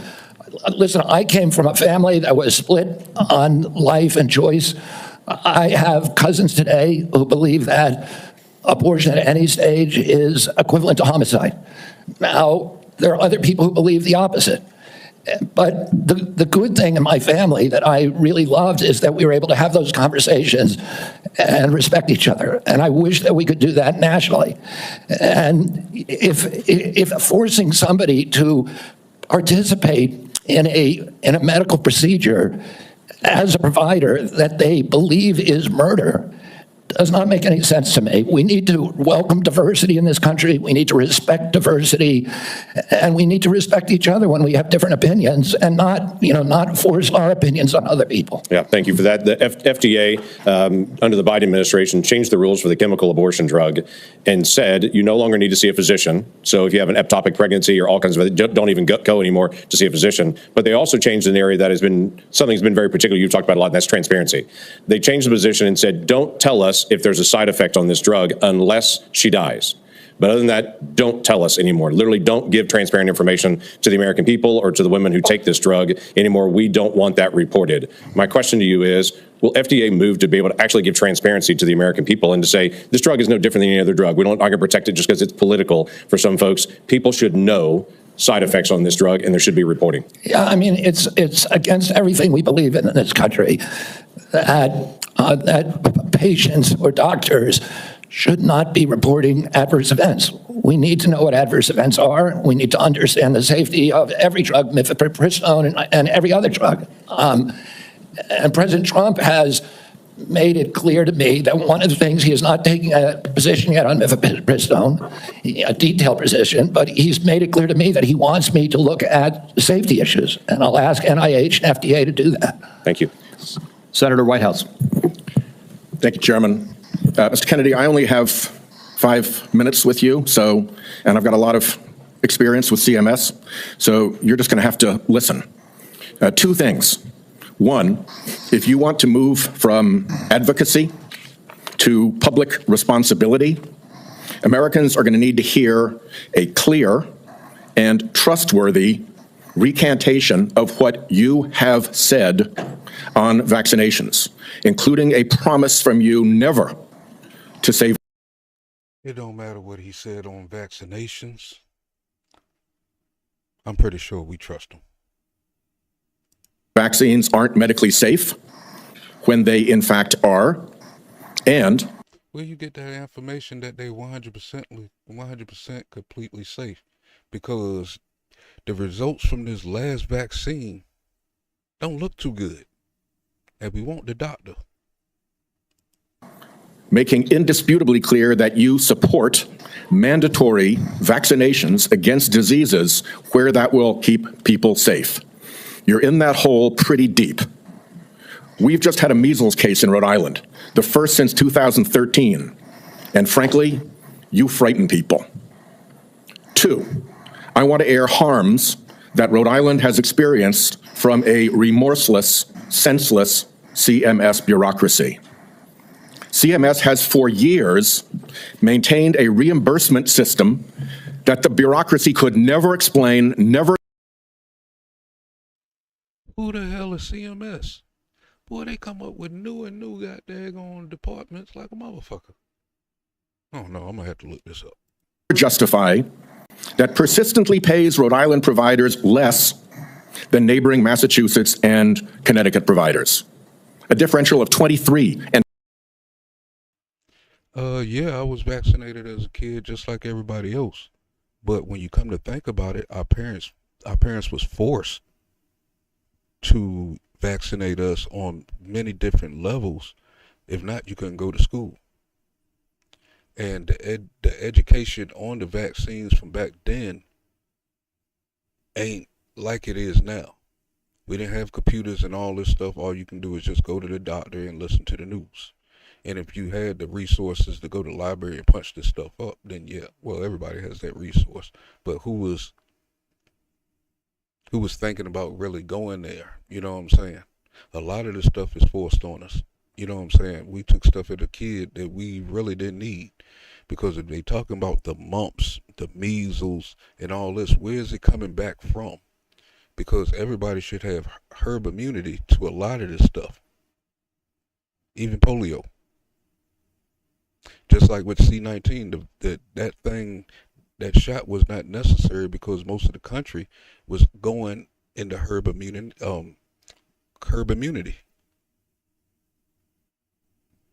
You know what I'm saying? So basically, yeah, I took it. I mean, it wasn't my choice. I could really probably couldn't say shit. You know what I'm saying? But yeah, our parents was forced to make us take that just so we can get in school. Not saying that it was right. I'm not sure if they even educated themselves or just listened to the doctor. And the doctors lost a lot of credibility in the last 3-4 years just because of that one shot. They forced it on people and didn't need to force it on people, especially if you didn't need it. Now, if you took it, every time you took it, you know what I'm saying? Every time you take this thing, if you do your witch calls, most people don't know that it drops your immune system down 30% every time that you take one of those shots. So if you took 2 or 3 of those, listening to them, your immune system right now is probably at about 20 to 33%, and you're getting sick regularly for no reason, because that shot took down your immune system. And 26% in our regional healthcare market. The Pending Ahead program can begin to remedy this, at least for value-based care, and it must. There has to be payment parity in the region. Rhode Island's healthcare system is bleeding out because we aren't paid what neighboring hospitals and doctors are paid. And the one act CMS took on this. I ain't going anytime. Just let me know what when you want to do it. Years ago was to make it worse. The CMS bureaucracy has also attacked one of the best accountable care organizations in the country, Rhode Island's Integra Family Doctors. Tried to throw them off the shared savings program because they said Integra, years ago, briefly, fell 137 patients short of the 5,000 patients that ACOs need. CMS wouldn't listen until a court found that to be unjustified, likely illegal, irreparable harm to this high-performing ACO and its patients, and contrary to the public interest. That must stop. Last, CMS has refused to approve waivers granted elsewhere for Rhode Island from rules that are stupid for Medicare patients who are nearing the end of their days. Here's what families see. Granny is home dying. She needs to transfer to a nursing home, and Medicare insists on putting her 3 days and 2 nights in a hospital. Expensive, frightening to Granny and the family, and stupid. Granny's home dying and can't get palliative and curative care together. Inhumane and stupid. Granny's home dying and can't get home care if she can still get out into the yard or be driven to see the shore, to see Narragansett Beach, say, one more time, to recall childhood memories before she dies. Inhumane and stupid. Granny's home dying and the family's exhausted, and the respite care benefit is not to send a nurse or a caregiver, but to stuff Granny in an ambulance and haul her off to a hospital. Some respite. It's all expensive, frightening, inhumane, and stupid. But the insensate CMS bureaucracy takes a court order to be awakened to the harm they cause. I have had enough. CMS should let Rhode Island try humane end-of-life care through CMMI. Let's see if it works at a state. I bet it will save money, serve families better at a very, very delicate time, and perhaps even make a model for better health care everywhere. I've said a lot. My time is out. You're welcome to respond in writing. I ask unanimous consent that the order declaring CMS's actions to constitute irreparable and illegal harm be put into the record. Without objection. Let me just respond very briefly, Senator Whitehouse. I'm an implacable enemy of tyrannical. I ain't going. I am very serious. And this is the kind of information that they didn't want you to know. You know what I'm saying? I think I would have got into it on my channel that they took. You know what I'm saying? Before they shut me down, because I guess they knew where I was going. You know what I'm saying? Because I was starting to put up like CDC information and stuff from off of their site that they took me down for. So if this, and they called it malinformation. If you ain't familiar with malinformation is information that is true, but the platform that we're doing it on don't agree with it. So even if it's true, they just don't agree, so they ain't even gonna allow it. And that's the reason why I can't call myself the mad militant right now. I gotta stick with this real mad TV bullshit. I'm a mad goddamn militant. What the fuck is wrong with them? And I'm still mad. I'm even madder now than I was before they took it down. Fuck that shit. But yeah, I don't know if you heard me earlier. Anytime you want to do an interview, as long as it ain't nothing personal or anything like that, I keep my personal business from off this platform. I don't need none of these niggas trying to dig up in my shit or putting their opinion on my shit. I'm not one of those kind of guys. You'll piss me off. But yeah, anytime that you want to do something, let me know. I'm always down. Insensate bureaucracies and stupid rules, and I will work with you to make CMS responsive to the needs of Rhode Island and to remedy those disparities that you talk about. I am familiar with the Integra Health plan, and it is a template for what we ought to be doing in a value-based plan. And I look forward to you to making sure that we create pilot programs like this. Unfortunately, Mr. Chairman, around the country. Unfortunately, Mr. Chairman, one of the things I've learned in my tenure in the Senate is that a nominee saying that they're willing to work with me amounts to exactly zero. We need to get this fixed. Thank you. Well, I guess at that point, then, we will move on to Senator Daines. Mr. Chairman, thank you. Mr. Kennedy, I'm glad to see you here this morning. I listened to your opening remarks, and you mentioned that you want to make HHS the gold standard of science. I have found my engagements with you, both behind closed doors in my office, as well as listening to you publicly, to be very thoughtful and science-based. I applaud that, and I thank you for that. And I realize this will likely be a very partisan vote on this committee and on the Senate floor, but let the record state there are 3 medical doctors on this side of the dais. I'm a chemical engineer. We believe in science, and I'm thankful that you do too, and you made that comment in your opening remarks. I feel stupid right now. HHS is Human and Health Services. I don't know why I didn't catch on to that. Don't tell nobody else. Let's go. I want to talk about agriculture for a moment. We talked about our common love for Montana. You've been to Montana many times. It's a wonderful state. A lot of folks have discovered it. They watch the show Yellowstone, and people are coming and moving into our state, but it's an amazing place. But as you know, agriculture is our top economic driver in Montana. We produce some of the highest quality crops, the best livestock in the country and the world. Our farmers and our ranchers are truly some of the most effective environmental stewards in ensuring we have a safe food supply chain in the world. I share your view that protecting the integrity and safety of our food supply is of utmost importance. I appreciate the research happening in places like Montana State University to help farmers produce resilient, healthy, and safe crops, as well as their agricultural practices. You mentioned you were a 4-H kid growing up. I think our 4-H kids and our FFA kids are some of the best kids in America. My question for you, Mr. Kennedy, is if confirmed, as I'm listening to my farmers and ranchers talk about the future, will you commit to working collaboratively with partners at USDA, at the relevant federal agencies, as well as our Montana farmers and ranchers before implementing any policy that might affect or impact food supply? Absolutely will make that commitment. I have, as I shared with you, a personal commitment and a long career working with farmers. I want to make sure I understand the very, very narrow margins, the slim margins that American farmers and ranchers are dealing with.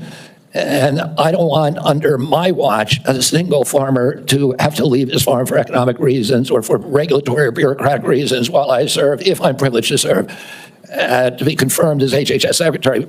Even more important, President Trump has a very, very strong commitment to farmers. President Trump is probably, historically, in modern history, the best farm president. Wrong ain't the word.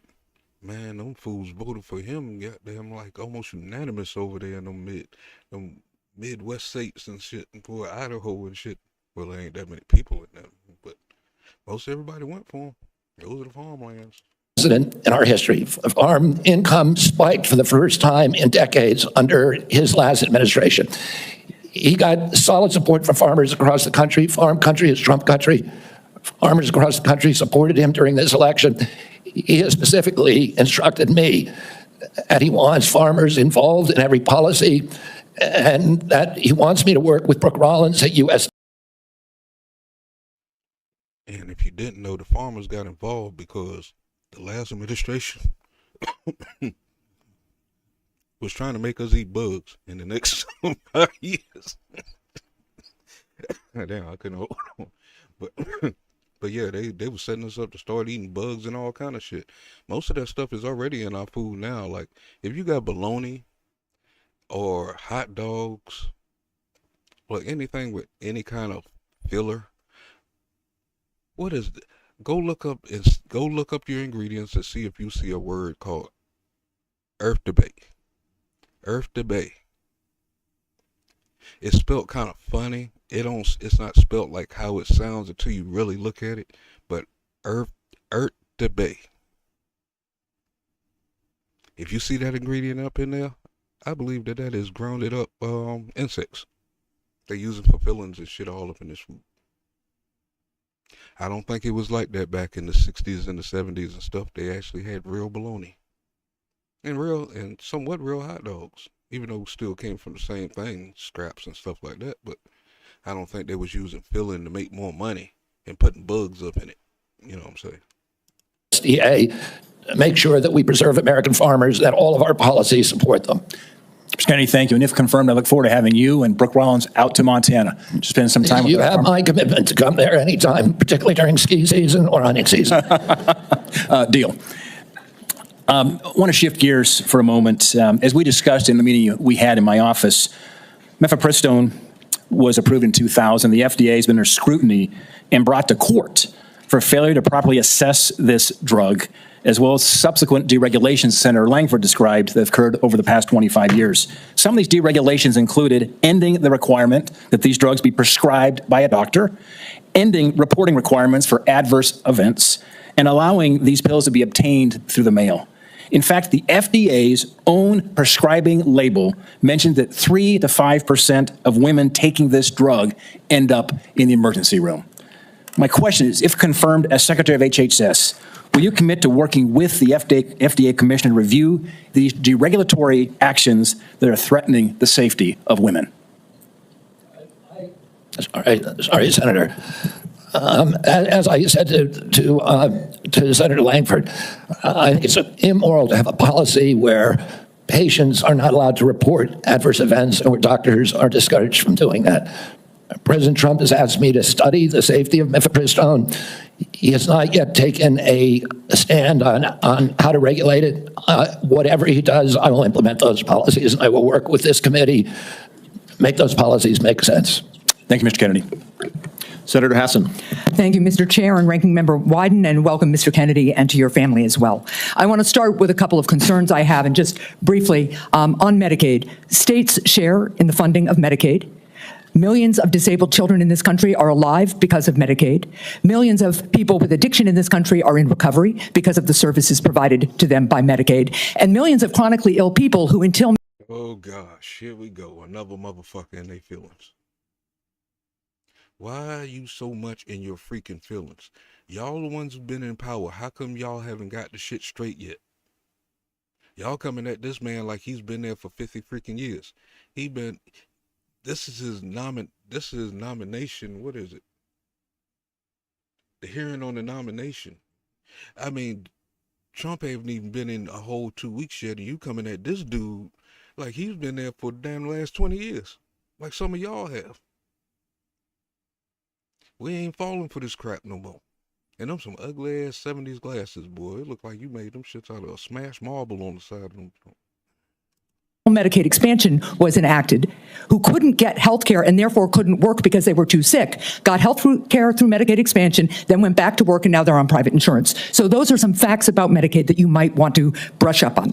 Now, I'm also extremely concerned about your endorsement of radical fringe conspiracies that, if implemented at HHS, would put American families' lives at risk. Vaccines are one of our greatest public health triumphs. And you don't need, I'm not talking about abstract medical science. One of the people. Shut up.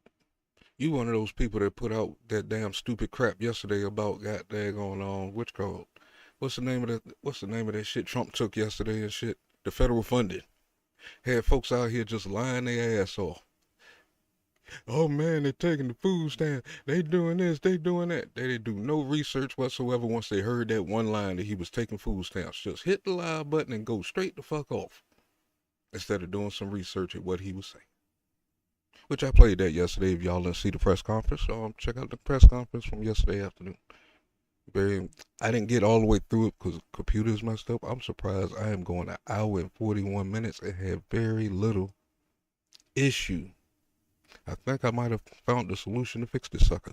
But yeah, check out the press briefing from yesterday afternoon. It was pretty informative.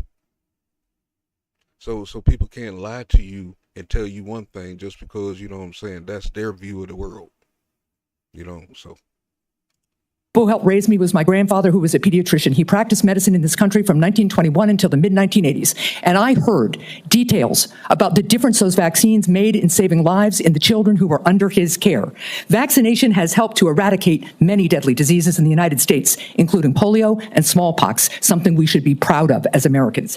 I am extremely concerned. That is very good. You was in the bushes, so that way when my favorite buddy D Truth hit the panel and started lying and stuff, I can start to call on some people they actually seen the real stuff.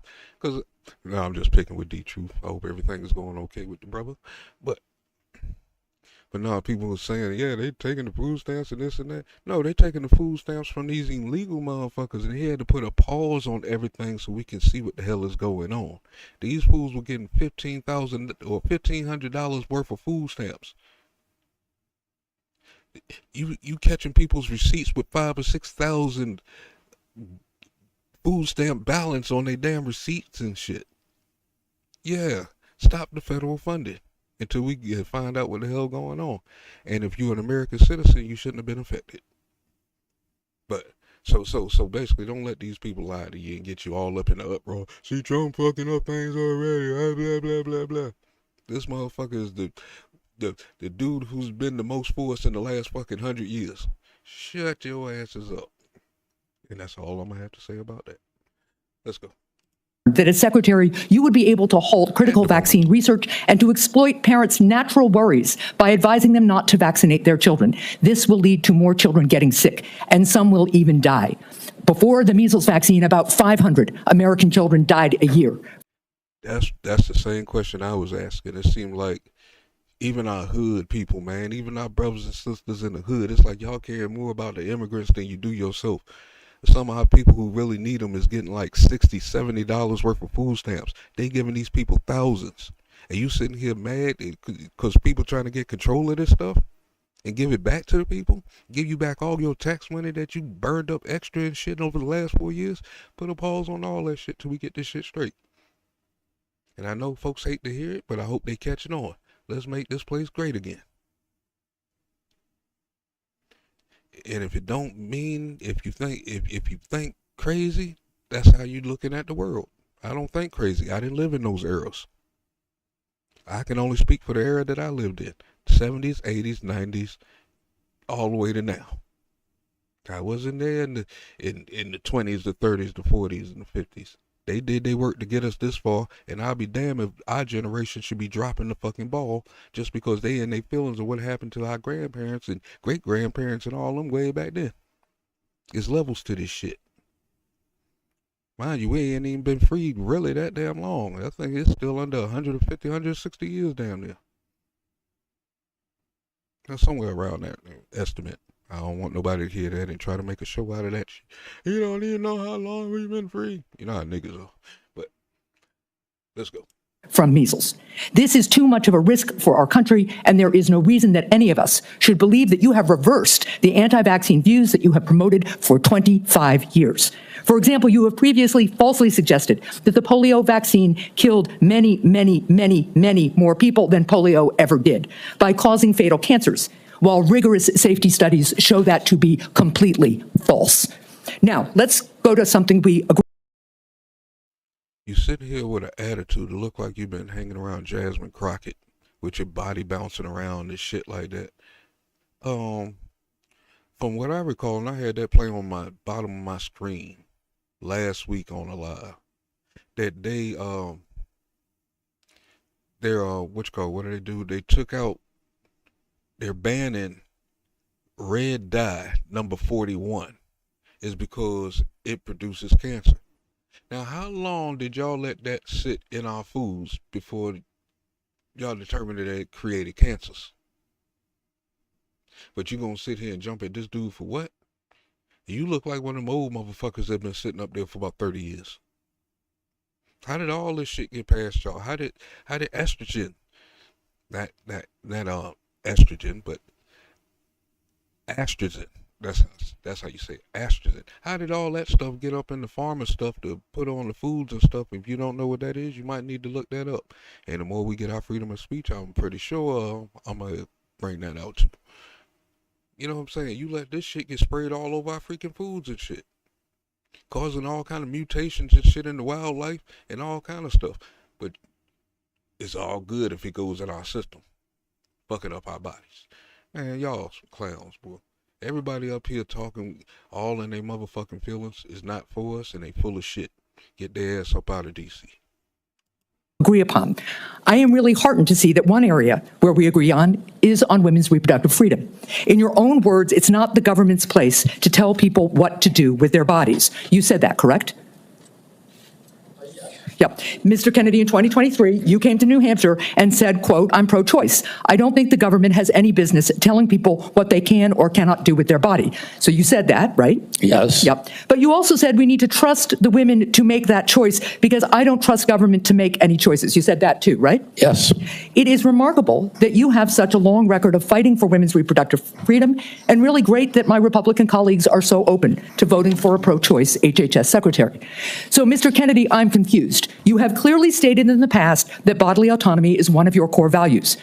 The question is, do you stand for that value or not? When was it that you decided to sell out the values you've had your whole life in order to be given power by President Trump? Senator, I agree with President Trump that every abortion is a tragedy, that we can't be a moral authority in this country. Right, but that isn't what you said back in New Hampshire in 2023. My question is exactly when did you decide to sell out your life's work and values to get this position? Senator, I agree with President Trump that every abortion is a tragedy. So what you're telling us, just to be clear, because my time is limited, is that regardless of what you believe, regardless of what values you have, if President Trump tells you to do something, you're going to do it. You said just now the discussion about mifepristone. Oh, he's... That is the master in chief. That is the president of the United States. I feel like Soldier Boy right now. That's the motherfucking president. Asked me to study the safety of it. Here are the safety studies that tell us mifepristone is safe and effective. And I asked Mr. Chair that these about 40 studies be admitted to the record by unanimous consent. Without objection. So the studies are there. The safety is proved. The science is there. But what you're telling us is if President Trump orders you to take action to make it harder for women to get direly needed health care, you'll follow his order. If Mr. Trump, as he did yesterday, orders a halt on Medicaid payments that are essential for taking care of people with disabilities all around this country, you're going to follow that order because you are willing to sacrifice your values, your knowledge, if President Trump tells you to do that. That, to me, is unacceptable in a Secretary of Health and Human Services. As I explained. Did she just say it's not acceptable to be obedient? Boy, these Democrats have lost their goddamn mind. That's the president of the United States. He works under him. If there's an issue, I'm pretty sure, they will have their meeting to discuss the conflict of interest. Boy, they don't snap. Man, and this room is full. They all got their computers going. I know somebody in there is watching porn on one of them suckers. It's probably that dude over here on the left side with his hand on his face, trying to look down on the screen. I guarantee he watching porn. They ain't paying attention. Explained before, the White House has issued a statement saying that that policy will not deprive any American benefits. The problem is the White House issued that statement only after we pointed out the damage it would do, and it became politically uncomfortable for them. You know what else that freeze on federal funding did? It halted funds for critical research that could cure pediatric cancer. So if the president tells you to do that, you're going to stop that too. That's enough. Thank you. Senator Cortez Masto is next. Thank you. Mr. Kennedy, thank you for coming into my office and having the conversation that we did. I appreciate your passion and your belief, and you've spent years really talking about the issues that matter to you, and I appreciate that. Let me ask you a couple of questions, though I just need some clarification. Right now, there's a 40-year-old law that requires hospital ERs accepting payment from Medicare to actually provide emergency care to patients. So let's say a woman experiencing a life-threatening condition like a heart attack goes to the ER. As a lawyer, you would agree that that federal law protects her right to emergency care, correct? Yes. So now a pregnant woman with life-threatening bleeding from an incomplete miscarriage goes to the ER. Let me rephrase that so you can hear. A pregnant woman with a life-threatening bleeding from an incomplete miscarriage goes to the ER, and her doctor also determines that she needs an emergency abortion. But she's in a state where abortion is banned. You would agree also as an attorney that federal law protects her right to that emergency care, correct? I don't know. I mean, the answer to that is I don't know. If the state Well, let me ask you this as an attorney. Doesn't federal law preempt state law? The federal Constitution does. Sometimes not every federal law preempts state laws. It could be unconstitutional. I'm not trying to be evasive, Senator. I'm just telling you I don't know. I appreciate that. But what authority do you have over this as the director of HHS? What authority do I have? Yeah, to enforce the law. In what regards? To make sure that a hospital that receives payment from Medicare is ensuring that they're providing the necessary emergency care to patients when they present. It's actually the EMTALA law. So what authority as HHS director do you have with respect to EMTALA? My understanding is that I have budgetary power and that it's pretty much limited to that. But if you tell me I have another authority, I don't even think that. Well, let me tell you, we have a law enforcement branch at HHS. Actually, you do, and that's CMS. CMS actually investigates complaints of EMTALA violations, as well as the Health and Human Services Inspector General, who, by the way, was just recently fired by Donald Trump. So you will be enforcing EMTALA laws. And it's important that you understand their impact and don't play politics with the patient presenting at the ER based on a position that this administration has taken. Let me ask you another question. When we met in my office, you said about lowering drug prices, that when Big Pharma price gouges, the American people suffer. I think we both agree on that. And I think you're sincere in your belief that you want to reduce prices for Americans, correct? Yes. Yeah. The Inflation Reduction Act empowered Medicare to negotiate prescription drug prices. It penalizes drug companies for price hikes above inflation, and it caps seniors' out-of-pocket drug costs, along with reducing insulin prices to $35 per month. But your future boss, Donald Trump, on his first day in office, revoked President Biden's executive order that actually directed the health secretary to examine ways to reduce drug prices and improve access to innovative therapies for the American people. And, unfortunately, Republicans in Congress want to repeal the Inflation Reduction Act, which means reversing all of those things that we worked on to lower prices for Americans. So my question to you is, what do you do? Why are you there? Are you there to be a rubber stamp to this administration and cave into all of these positions that they're taking, even though you know they're in disagreement with your positions on lowering drug prices and that they could harm Americans? How do you handle that as HHS director? Senator, my understanding. How do you handle that? They have a freaking meeting and come up with some things and then bring it to y'all. I mean, this woman is stupid. Is that the White House issued an executive order, I believe today, supporting the drug negotiations under the IRA, President Trump was very aggressive during his first term about negotiating drug prices. He has instructed me, and I've met with him repeatedly as that we need lower prices to seniors in this country, and so let me ask you. Let me ask you this, because I only have so much time. So we've already negotiated lowering prices for 10 drugs with Big Pharma, and Big Pharma, by the way, opposes this. They have not only are asking for a pause, they have filed lawsuits, but we've already negotiated the first 10 drugs. And we want to expand it to the next 10 to 15 that the Biden administration has put forward. Would you agree and continue that path of really mandating that Big Pharma come to the table and negotiate drug prices for Medicare so we can lower those prices for Americans? My understanding is that the executive order that was issued today, which I haven't seen, but I've read a summary. Well, let me ask you this then, because you keep citing the Trump administration and you're just going to follow what they say. Is that what you're doing? You're just a rubber stamp for them in this position? So anybody, so it doesn't matter that you're before us. It could be anybody coming before us as long as they're a rubber stamp for this administration and disregarding your beliefs and what you think. I guess my question to you is, if it really is fundamental to what you believe, how do you live with that? How do you address those issues as you're moving forward, knowing that it's going to harm Americans? Yeah. You want me to answer the question? No, I'm asking you. Okay. President Trump has asked me to end the chronic disease epidemic and make America healthy again. And so is that the only reason why you're at HHS? Is that the only reason why then you're at the HHS, to address that one issue? President Trump has asked me because I'm in a unique position to end that. And that is what I'm doing.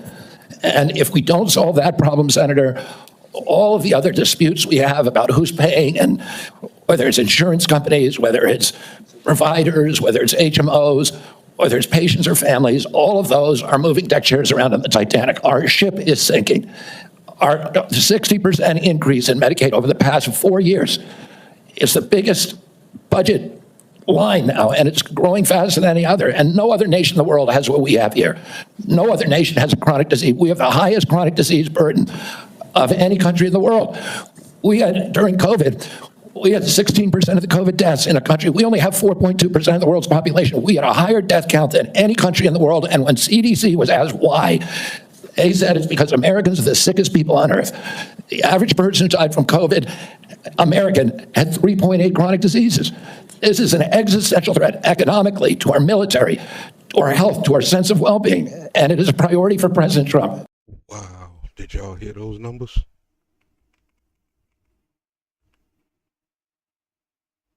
Faster than any other, and no other nation in the world has companies, whether it's providers, whether it's HMOs, whether it's patients or families, all of those are moving deck chairs around on the Titanic. Our ship is sinking. Our 60% increase in Medicaid over the past 4 years is the biggest budget line now, and it's growing faster than any other. 60% growth. How many of those were actual citizens? I mean, this last administration was giving everything to everybody and said, fuck us. Things we couldn't get, they was getting for free after they broke the law. And no other nation in the world has what we have here. No other nation has a chronic disease. We have the highest chronic disease burden of any country in the world. We had, during COVID, we had 16% of the COVID deaths in a country. We only have 4.2% of the world's population. We had a higher death count than any country in the world. And when CDC was asked why, they said it's because Americans are the sickest people on earth. The average person who died. So 16 over 4. 16% deaths. And we only 4% of the population. Which, yeah, that's an ugly ratio. Gabe, that's your department. From COVID, American had 3.8 chronic diseases. This is an existential threat economically, to our military, to our health, to our sense of well-being, and it is a priority for President Trump. And that's why he asked me to run the agency, and if I'm privileged to be confirmed, that's exactly what I'll do. Senator Barrasso. Thanks so much, Mr. Chairman. Mr. Kennedy, thank you for taking time to visit with me in my office prior to today's hearing to talk about a lot of the important issues affecting healthcare in my home state of Wyoming, as well as the nation. I appreciate your willingness to serve our country. During our meeting, we discussed the challenges that healthcare providers and patients are facing in rural America, financial obstacles facing rural hospitals, workforce shortages, issues of OBGYN, and then new regulations that are painful that have come out of the Biden administration, hurting our ability to provide nursing home staffing. So let me start, if I could, with rural hospitals and the closures of hospitals like that. There are a lot of challenges facing hospitals in rural communities and frontier areas. We have 33 hospitals in Wyoming. 26 are really located in areas, locations, often hard to get to. Weather impacts them. 6 of the hospitals are at risk of closing. 2 are at immediate risk of closing in the next 2 years. 10 have had to cut available services. And this is a concern of rural hospitals in both Republican and Democrat states, either way, bipartisan. Critical that the workforce challenges, financial challenges that we're facing are addressed. Can you commit to working with us on a plan to address the critical nationwide issue of rural health care? Yes, yes, Senator. And I would say that during my visits, I visited almost 60 senators so far, and the most common unifying, I would say, issue among both Democrats and Republicans, there were 2. One was PBM reform, and the other is rural hospitals. And, our nation made a commitment over 100 years ago to put up a hospital within 30 miles of every American. We generally succeeded in doing that. It's absolutely critical. It's life-saving. And rural hospitals are closing at an extraordinary rate right now. They not only provide important health care for the localities, but also they're economic drivers for localities all over this country. President Trump is determined to end the hemorrhage of rural hospitals, and he's asked me to do that through the use of AI, through telemedicine, which these are innovations that I saw the other day. A Cleveland clinic has developed an AI nurse that you cannot distinguish from a human being, that has diagnostics as good as any doctor. And we can provide concierge care to every American in this country, even those the remote parts of Wyoming, Montana, Alaska, et cetera. We also have opportunities at HRSA and at the GME to finally live up to GME's mission of providing personnel to rural hospitals. And I intend to use all of my power, because I've seen the priority that is given by both Democrats and Republicans on this committee. I intend to make that a priority if I'm privileged to be confirmed. Well, I appreciate it, because often with financial strains on a local hospital, one of the common services to be cut in rural hospitals is maternity services. So now we have women in Wyoming having to drive over 100 miles to access care. 13 counties in Wyoming don't have access to OB. And we're talking counties larger than the states of Vermont, New Hampshire, Rhode Island, Connecticut, New Jersey, Delaware, counties larger than those whole states. So will you commit to working with my office to find solutions to help address these specific maternal health challenges in rural America? Yes, Senator, I look forward to it. Another issue we specifically spoke about with this harmful Biden administration rule that have really been bad for our rural nursing homes. And it's a rule that would triple the registered nurse requirements in nursing homes. This is going to lead, there just aren't enough registered nurses in our state to be able to comply with this. This would lead to nursing home closures across our state. Will you commit to working with me to fix this serious problem that it was a result of a rule that came out by the Biden administration, who clearly doesn't understand rural America? Yes, Senator, I think the rule was well-intentioned, but as you've said, and I've heard from many rural senators, it will be a disaster for their states. Some of the nursing homes, these are staffing rules that require 24-hour staffing by medical professionals. Some of the nursing homes in rural areas simply do not have the available personnel or the economics to be able to do that. It will mean the closure of nursing homes in rural areas all across our country, which means the parents, the elderly parent, will be moved a great distance from the local community and their family. And we know that the single greatest driver of high-quality nursing home care is the involvement, the proximity of family members. When you move that nursing facility away from the community where the kids live, you're going to get much worse care. So the intention, although it was noble, was in reality, for rural areas at least, it is going to be a disaster. Thank you. Thank you, Mr. Chairman. Thank you. Senator Johnson. Mr. Kennedy, welcome. Thank you for being here. Thank you for your decades-long advocacy for a clean environment, for children's health. I can't be surprised by the hostility on the other side. I'm highly disappointed in it. I don't know if you remember when you called me up and you were contemplating setting your political differences aside, joining forces with President Trump on an area of agreement, addressing chronic illness, trying to find the root cause of all these problems facing this nation. My first response was, Bobby, this is an answer to my prayers. We need to get to the answers of this, but even more, we need to heal and unify this divided nation. I'm not necessarily the most optimistic guy because we've got enormous challenges facing this nation, but I thought, wow, here's somebody from the left, somebody I don't agree with on many issues politically, coming together with President Trump and focusing on an area of agreement, something that the American people desperately want. Finding out the answers. What has caused autism? What is causing chronic illness? Ms. Kennedy, I think I've come to know what's in your heart. I think I know the personal and political price you've paid for this decision.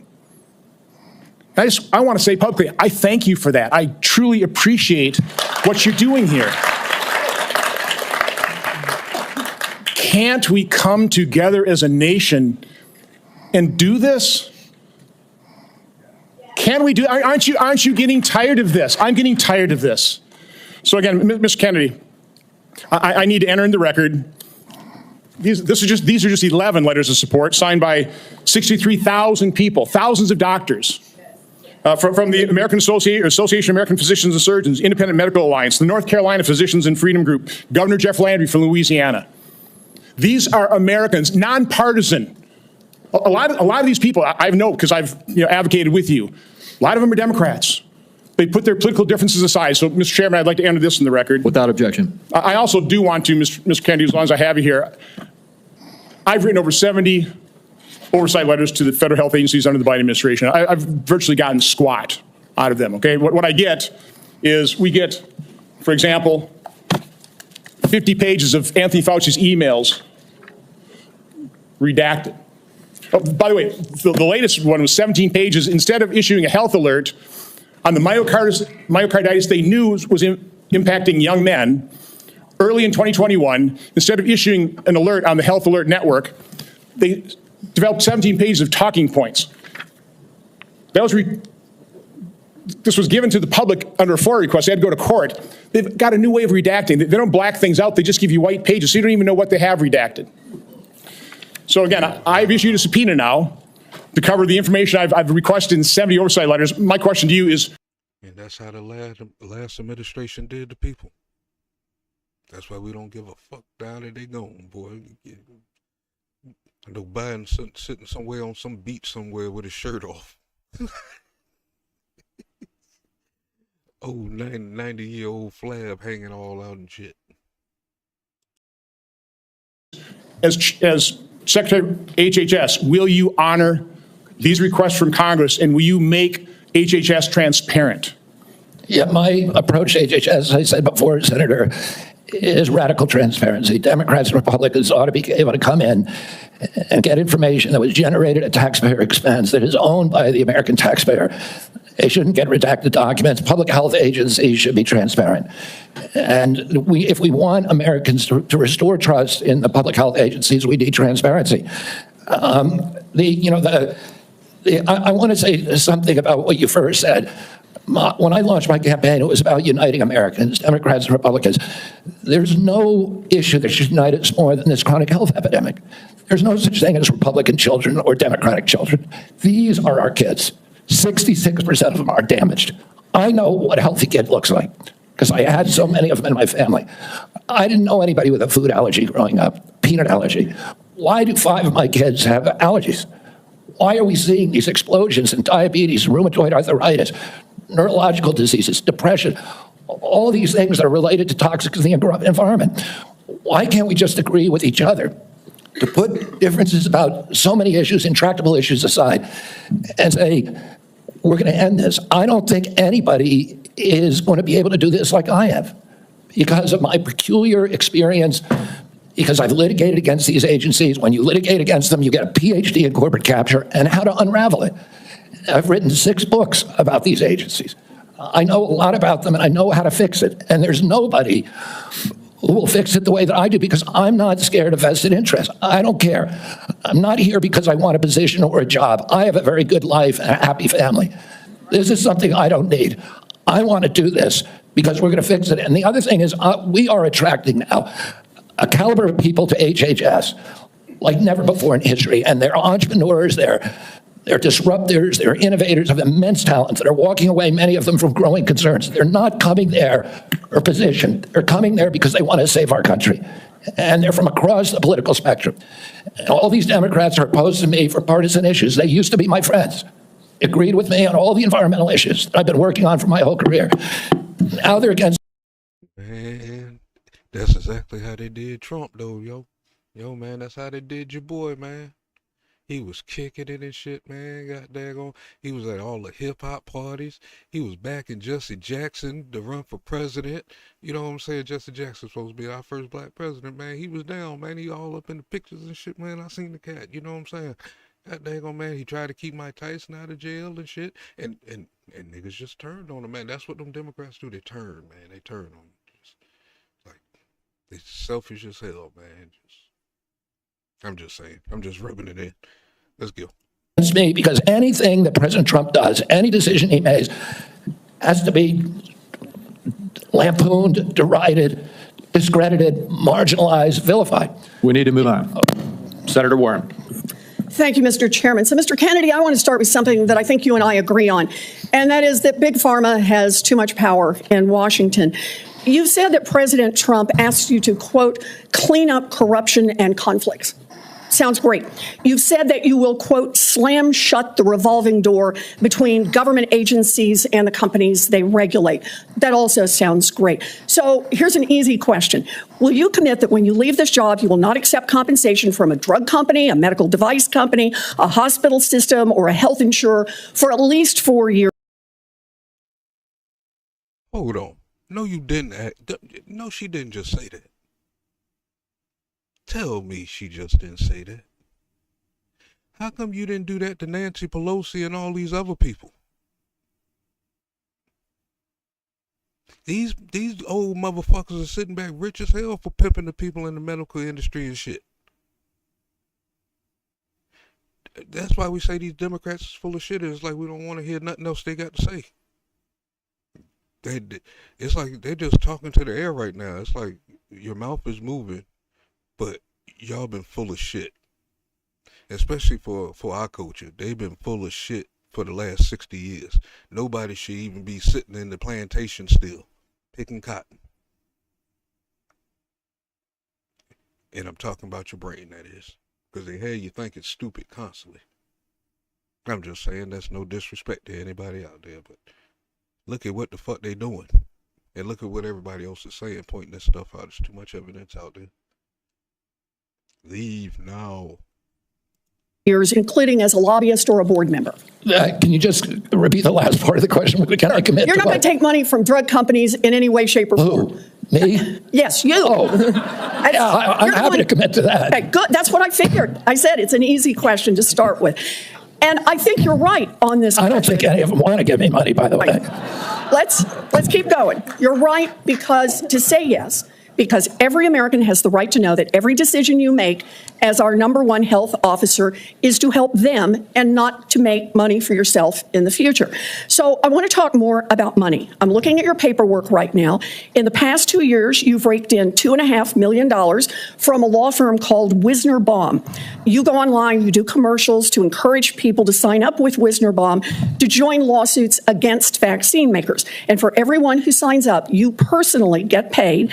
And if they win their case, you get 10% of what they win. So if you bring in somebody who gets $10 million, you walk away with $1 million. Now, you just said that you want the American people to know you can't be bought. Your decisions won't depend on how much money you could make in the future. You won't go to work for a drug company after you leave HHS. But you and I both know there's another way to make money. So, Mr. Kennedy, will you also agree that you...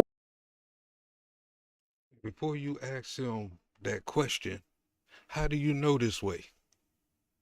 Are you pimping the shit too? You stealing our money? Cause your name do come up under the guilty list. And you sitting here trying to, now y'all trying to hold the line. Hey boy, y'all got some big elephants running towards that motherfucker, boy. I'm telling y'all in trouble. There's a lot of people going to prison. Won't take any compensation from any lawsuits against drug companies while you are secretary and for 4 years afterwards.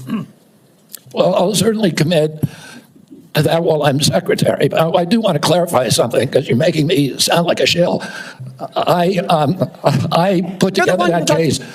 I did the Science Day presentation to the judge on that case to get it into court. Mr. the Daubert Kennedy, hearing. Mr. Kennedy, it's just a really simple question. Yeah, You've taken in $2.5 million. I want to know if you will commit right now that not only will you not go to work for drug companies, you won't go to work suing the drug companies and taking your rake out of that while you're secretary and for 4 years after. It's just. I'll commit to not taking any fees from drug companies while I'm secretary. No.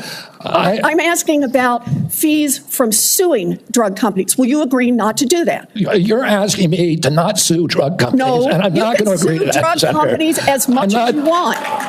I'm not going to agree to not sue drug companies or anybody. So let's do a quick count here of how, as Secretary of HHS, if you get confirmed, you could influence every one of those lawsuits. Well, let me start the list. You could publish your anti-vaccine conspiracies, but this time on U.S. government letterhead, something. So basically, you're trying to block him from suing because he might set us up for us the people,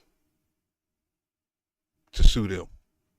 Because truthfully, the people have a right to sue those people, especially the ones who took that shot. These people threw everything that they learned with their 10 years of education, all in college, they threw all that shit out the window and lied to the people and had them take that shit.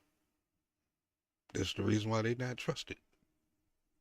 And you upset too. Every person who comes up here and speak, or everybody who grabbed their mic to speak, if they in their fucking emotions, they lying to you. You need to pay close attention to every word they're saying.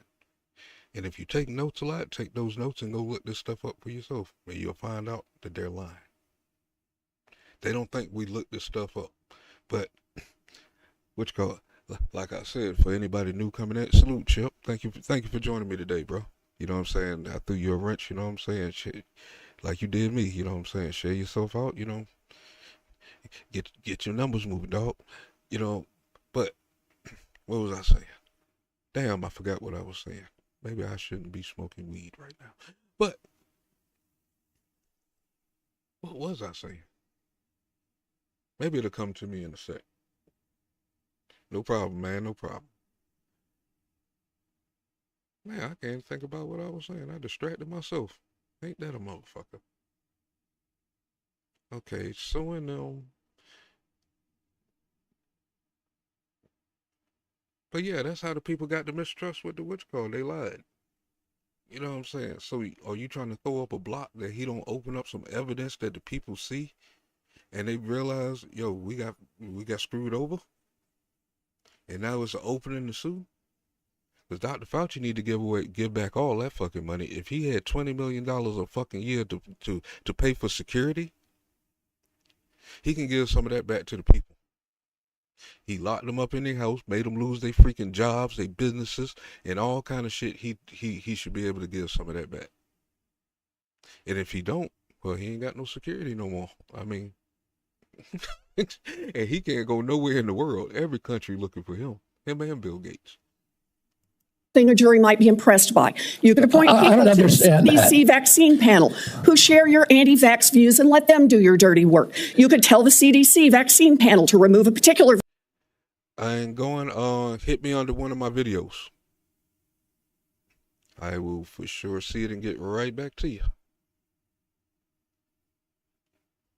Vaccine from the vaccine schedule. You could remove vaccines from special compensation programs, which would open up manufacturers to mass torts. You could make more injuries eligible for compensation, even if there is no causal evidence. You could change vaccine court processes to make it easier to bring junk lawsuits. You could turn over FDA data to your friends at the law firm, and they could use it however it benefited them. You could change vaccine labeling. You could change vaccine information rules. You could change which claims are compensated.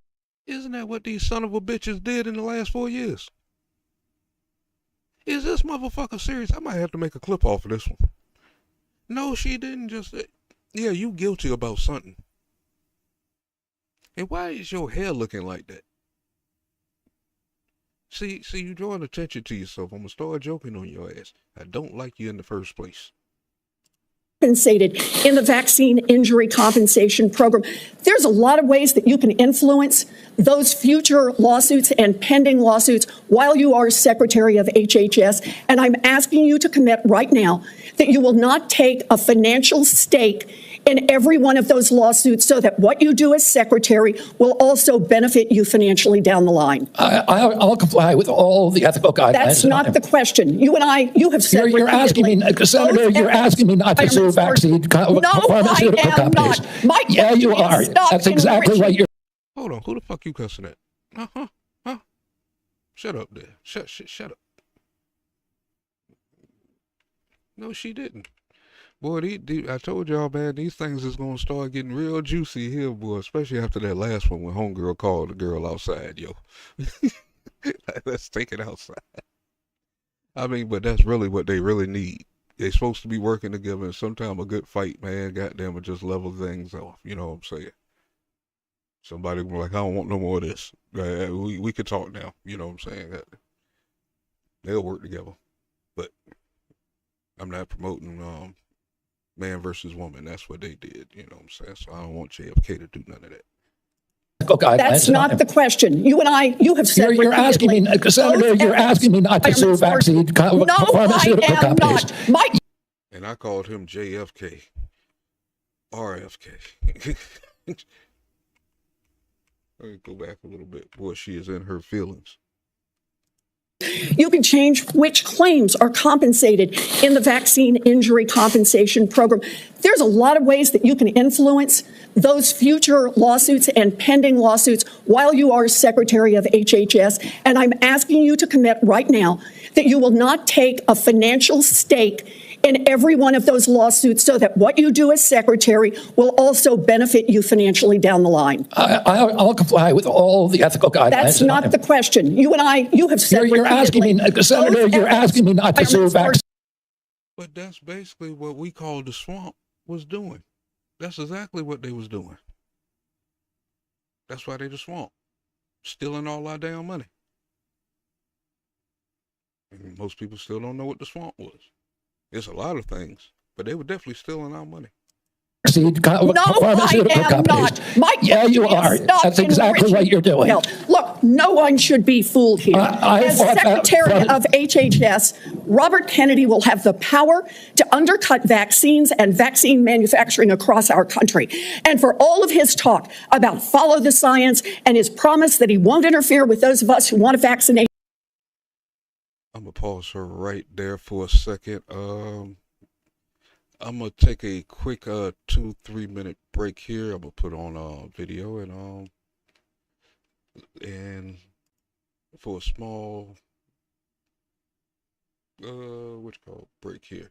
This thing is like 2 hours long. We about over halfway through. As soon as I find out what screen is the what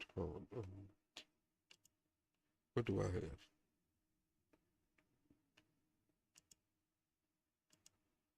Alright, it is.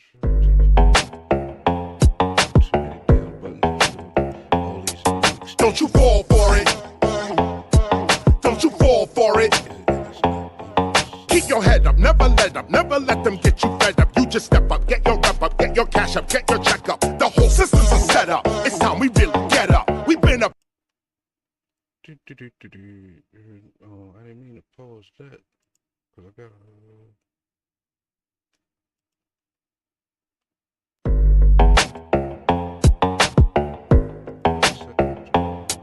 Don't you fall for it. Don't you fall for it.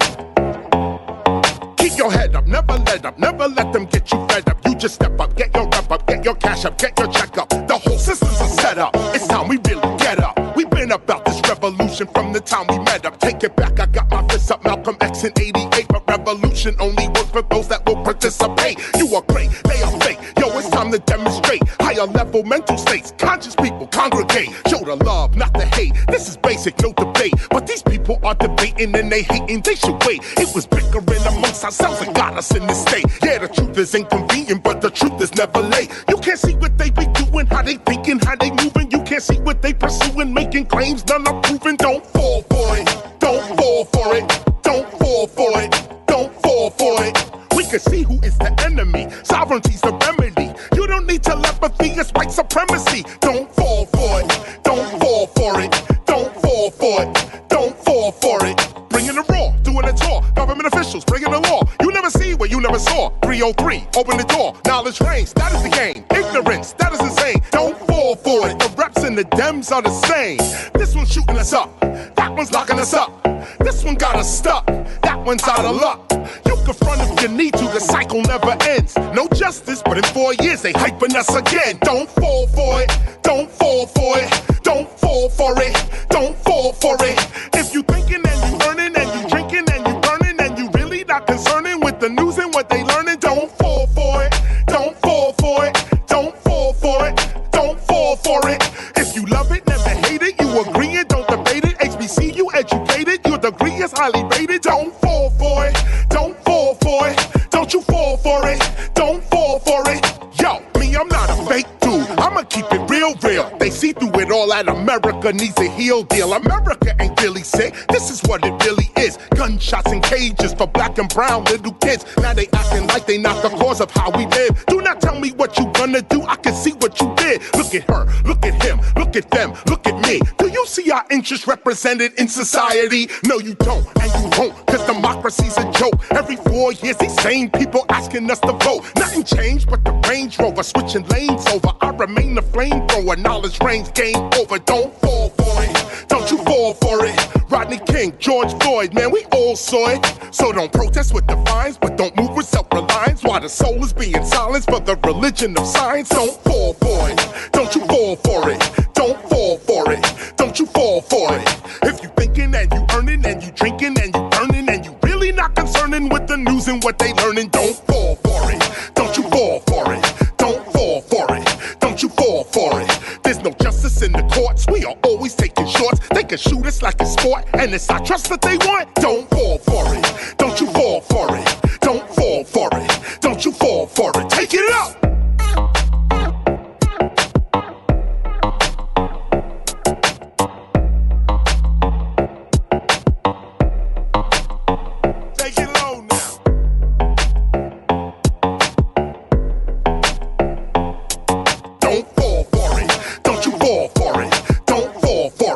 Don't you fall for it.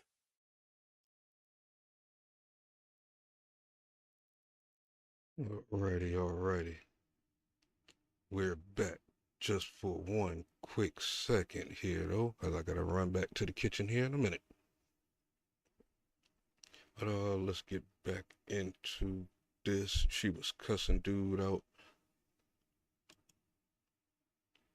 Hey, Gabe, go on your OBS, man, and try that downstream keyer, man. This shit makes shit so fucking simple, man. It's just clicking, and it's easy, man. It's just easy. His kids. The bottom line is the same. Kennedy can kill off access to vaccines and make millions of dollars while he does it. Kids might die, but Robert Kennedy can keep cashing in. Senator, I support vaccines. I will. How is he cashing in if he ain't even in yet? She and her feelings about something. She must be busted. He gonna find out what you been doing? I support the childhood schedule. I will do that. The only thing I want is good science, and that's it. How about then say you won't make money off what you do as Secretary of HHS? Before we go to Senator Tillis, I think it would be important for me to make it very clear that Mr. Kennedy has gone through the same Office of Government Ethics process as every single other nominee in the Finance Committee this year and in previous administrations. In addition to listing his assets, including the items that you've identified, he has signed an ethics letter that has been reviewed by the Office of Government. The best way to learn some of this stuff is to do it live, which I'm about to let that video roll right now. I'm about to run back to the kitchen. All right, hear the thing going on.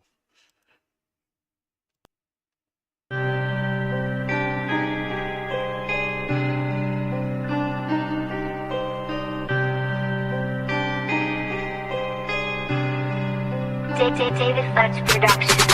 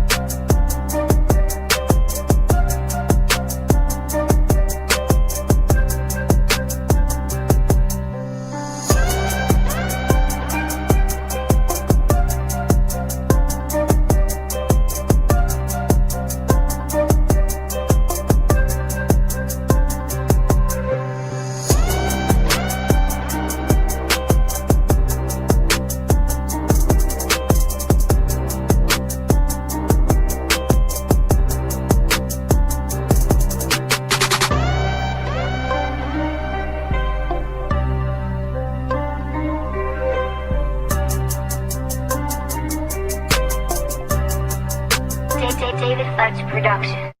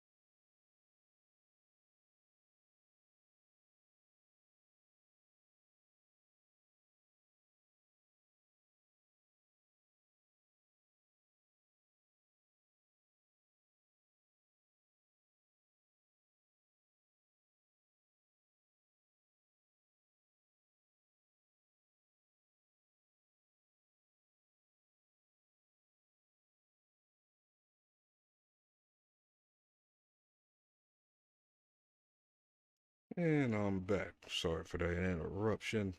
Spilt my damn coffee. Damn. All right, let's get back into this while I wait on the next coffee coming up.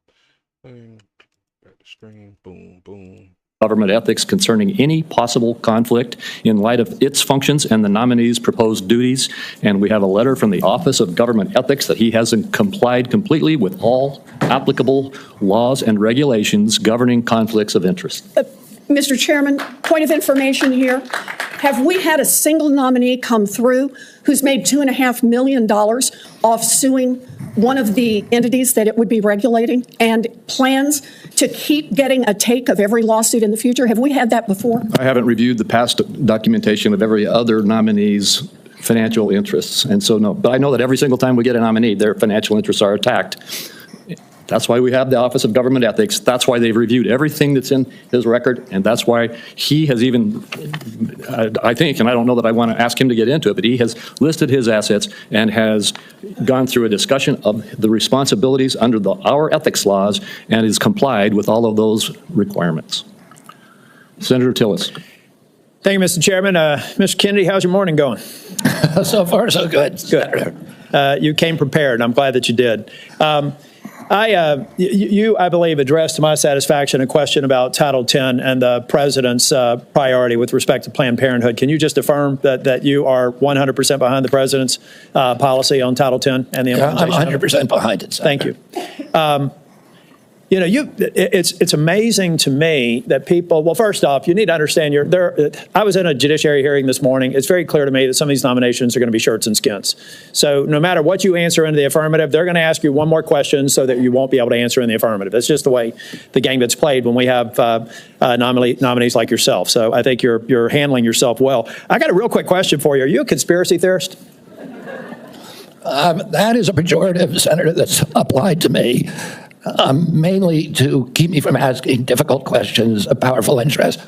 I was told that I was a conspiracy theorist. That label was applied to me because I said that the vaccines, the COVID vaccine, didn't prevent transmission and it wouldn't prevent infection, when the government was telling people, Americans, that it would. I was saying that because I was looking at the monkey studies in May of 2020. I was called a conspiracy. Now everybody admits it. I was called a conspiracy theorist because I said red dye caused cancer. And now FDA has acknowledged that and banned it. I was called a conspiracy theorist because I said fluoride lowered IQ. Last week, JAMA published a meta-review of 87 studies saying that there's a direct inverse correlation between. Oh, man. Where D Truth at for this one? He swore up and down, boy, it was a conspiracy when I said it. He just said fluoride lowers your IQ. So that means the so-called conspiracy from World War II when they said they was using it for brain manipulation is true. Damn. See, D Truth don't hear this kind of stuff.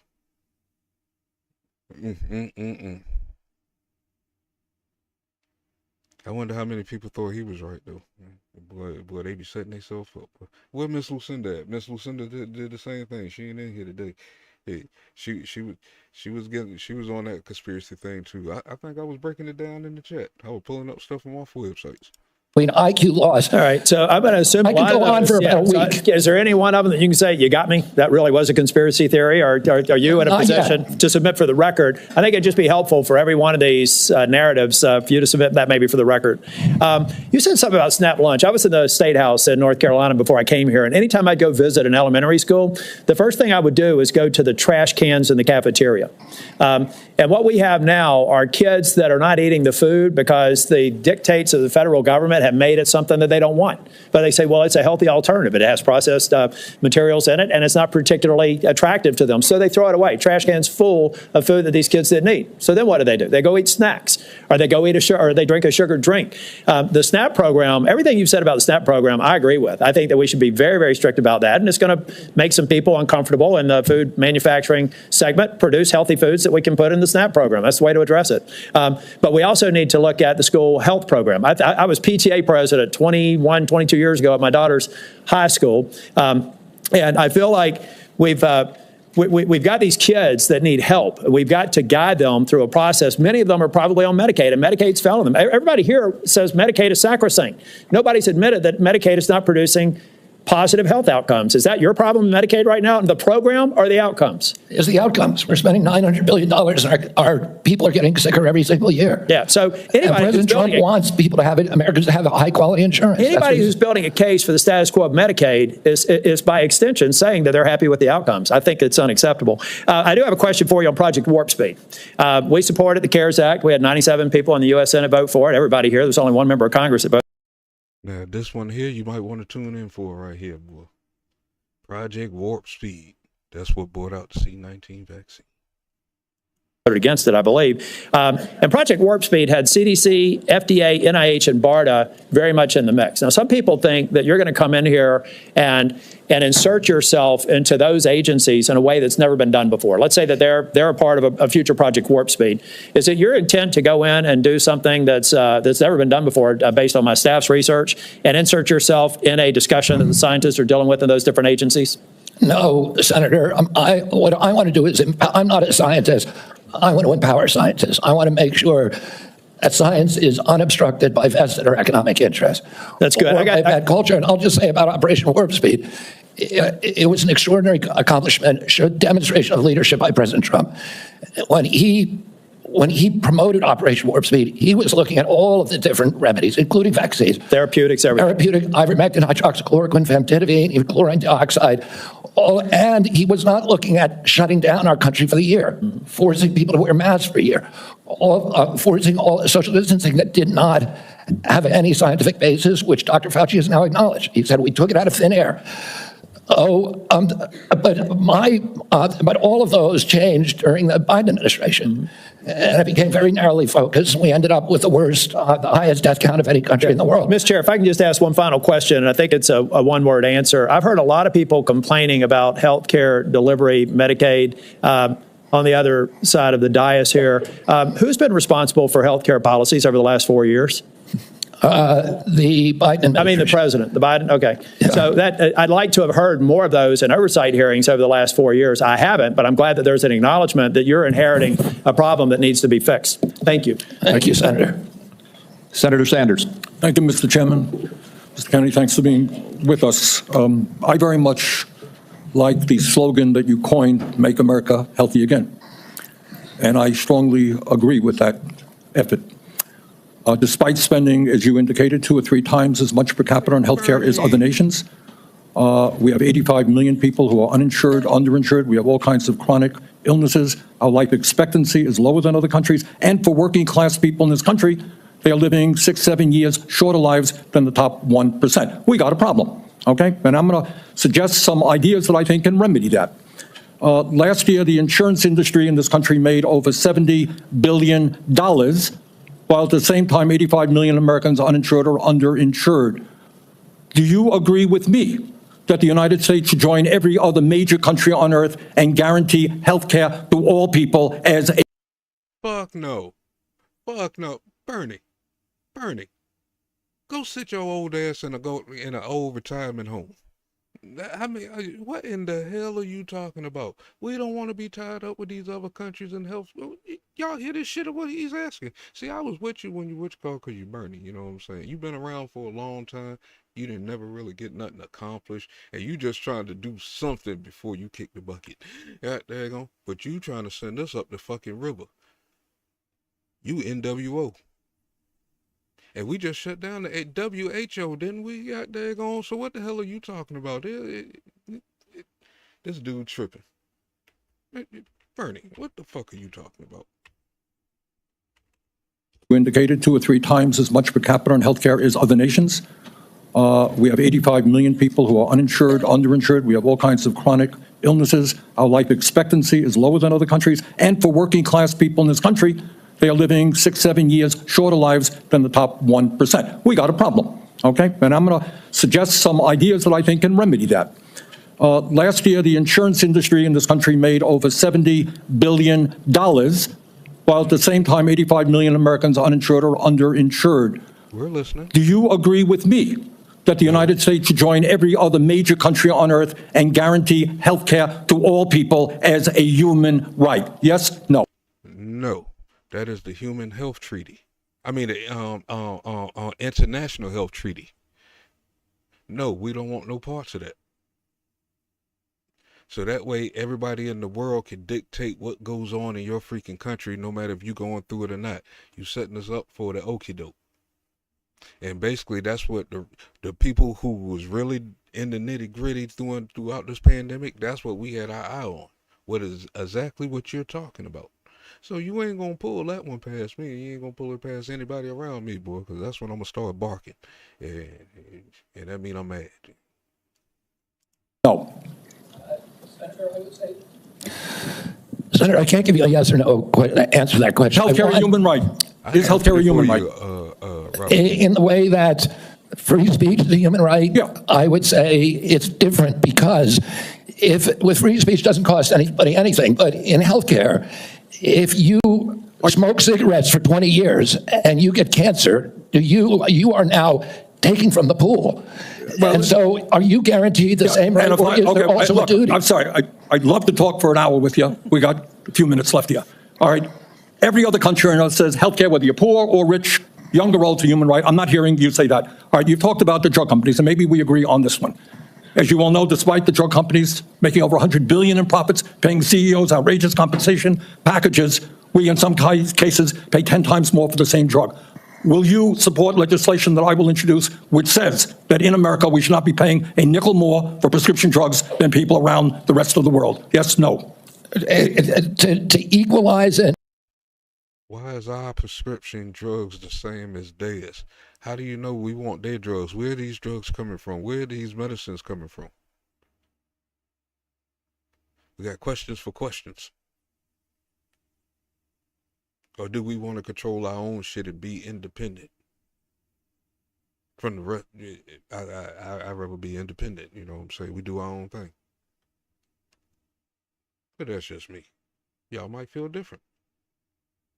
But if you know what I know, run from that shit. Whatever Bernie talking about, man. I was with you when you first started talking out there. Gonna cut you, Bernie. But nah, bro. He need to go find Cardi B and do another interview. Not to equalize it, that we should not be paying more than other countries for the same damn drug. President Trump has asked me, in fact, I had a meeting with President Trump a week ago where we showed him the charts. He knows the charts. We're paying 10 times more from Europe. That's right. And are you going to commit to us that you will end that absurdity? I think in principle we can. We should end that disparity. Good. Okay. That's great. All right. I happen to believe that climate change is real, it's an existential threat, and it is a healthcare issue.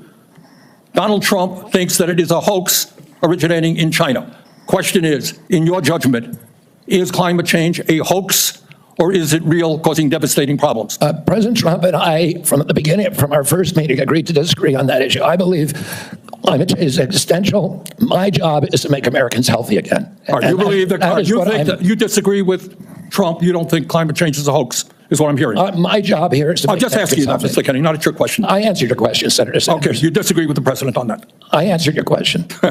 Okay. I'm going to pick up on a point that Senator Hassan made. Look, there is no question that abortion is a divisive issue in this country. I would say a majority of the people are pro-choice. There's a strong minority who are pro-life.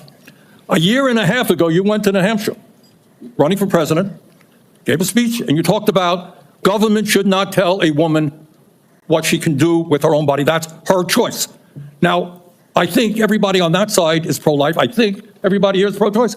I have never seen any major politician flip on that issue quite as quickly as you did when Trump asked you to become HHS secretary. Tell me why you think people should have confidence in your consistency and in your word when you really made a major U-turn on an issue of that importance in such a short time. Senator, I believe, and I've always believed, that every abortion is a tragedy. But you told the people in New Hampshire that it was their right. All right, let me do a last question because I'm running out of time. I think the gist of what you were trying to say today is you're really pro-vaccine, you want to ask questions. You have started a group called the Children's Health Defense. You're the originator. Right now, as I understand it, on their website, they are selling what's called onesies. These are little things, clothing for babies. One of them is titled Unfaxed, Unafraid. Next one, and they're sold for $26 a piece, by the way. Next one is No Vax, No Problem. Now, you're coming before this committee and you say you're pro-vaccine. Just want to ask some questions. And yet your organization is making money selling a child's product to parents for $26, which casts fundamental doubt on the usefulness of vaccines. Bernie, are you mad that you didn't come up with the idea, or are you mad that you're not getting a cut? I mean, what's the issue with that? If he said these is their right, you're in the United States. That's legal because you have rights. You know what I'm saying? Let the women sort that shit out. I ain't gonna say nothing. I don't want nobody coming after me for which I don't. Tell you the truth, I'm not sure what the fuck they asking for and shit. It seems like it's all over the damn place. Why are you worried about that? Like I said, you just trying to make yourself known out of all the years that you put into doing nothing and collecting money. How did you get richer? How are you worth a couple of $1 million? What have you done in DC for you to be worth a couple of $1 million? How do you keep getting elected? These are the questions we need to have, these big fishbowl looking eyes and shit. Can you tell us now that you will, now that you are pro-vaccine, that you're going to have your organization take these products off the market? Senator, I have no power over that organization. I'm not part of it. I resigned from the board. That was just a few months ago. You founded that. You certainly have power. You can make that. Are you supportive of this? I've had nothing to do with Are you leadership. supportive of these onesies? I'm supportive of vaccines. Are you supportive of this clothing, which is militantly anti-vaccine? I am supportive of vaccines. I will. I want good science, and I want to protect. But you will not tell the organization you founded not to continue selling that product. Thank you, Mr. Chairman. Senator Blackburn. Thank you so much, Mr. Chairman, and thank you so much for being with us today. And I have no doubt that you will be confirmed and you are going to do such a solid job for the people of this country. And I do have several issues I wanted to talk with you about, and didn't have time to cover them all when we met prior to the meeting, but rural health care is very important to me and the people of Tennessee. 78 of our 95 counties are rural counties. Now, over the last few years, we've seen hospital closures, so we have focused on access in rural areas. And my rural health agenda, which is bipartisan, focuses on innovation, telehealth, access points. It focuses on work shortages, and also Senator Warner and I have together focused on making certain that we address the area wage index and do that fairly for our citizens that are in rural communities. So I would like a commitment from you that when confirmed, you and your CMS administrator will work with us to make certain that the area wage index is balanced and that it is fair to rural areas. Senator, both Dr. Oz and myself recognize that rural health care is in crisis in this country, and that is catastrophic for our entire country. And I talked a little bit about my commitment to rural health earlier in this hearing. The regional price points, as you know, are set by Congress and not by HHS. I will CMS. Certainly, and I know Dr. Oz will certainly work with you to make them sensible. We look forward to that. Also, you and I, before you came forward as the secretary, the nominee, we had talked in years past about over-medicating youth and concerns over that. And I was looking at a report from TennCare, which is our Medicaid program in Tennessee. And I was concerned when I saw a number that TennCare had spent $90 million in 2024 alone on ADHD. This was 417,000 of our children. And $90 million. What? And what help did it do? Because truthfully, from what I know from my studies of it, it was made up. So you mean to tell me they made up something in the 90s and now it's costing $90 million in one state to keep this thing moving? Somebody created their own market.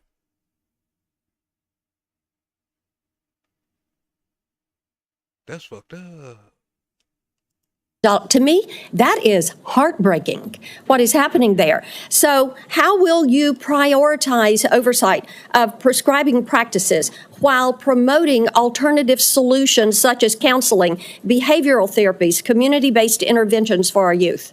Exactly, and that's the solution. 15% of American youth are now on Adderall or some other ADHD medication.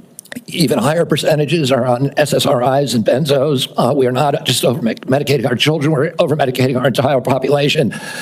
Half the pharmaceutical drugs on Earth are now sold here. 70% of the profits from pharmaceutical companies are from the United States, even though we only have 4.2% of the world's population. Not only that, but a recent study by Cochrane Collaboration founder Peter Ghosh found that pharmaceutical drugs are the third largest cause of death in our country after heart attacks and cancers. Oh, they're not making us healthier. We need community health initiatives. We need access to treatment. We need exercise. We need better food. Okay, let me talk to you about one of those access points in treatment. And this highlights a problem we have in the federal Medicaid law. Since Medicaid's enactment, states have been prohibited from using Medicaid funds for care provided by institutions for mental disease. We refer to them as IMDs. These are psychiatric hospitals, residential treatment facilities with more than 16 beds. This is a discriminatory exclusion, and it denies payment for medically necessary care based on the illness that is being treated, and it has perpetuated unequal coverage in mental health care. So if you're confirmed, when you're confirmed, will you commit to working with me on repealing this discriminatory exclusion and ensuring equal access to mental health care for Medicaid beneficiaries? Yes, Senator. Thank you so much. I've got a question on PBM reform, one on artificial intelligence in healthcare. In the interest of time, I will yield back. I look forward to seeing you help make us healthy again. Thank you, Senator.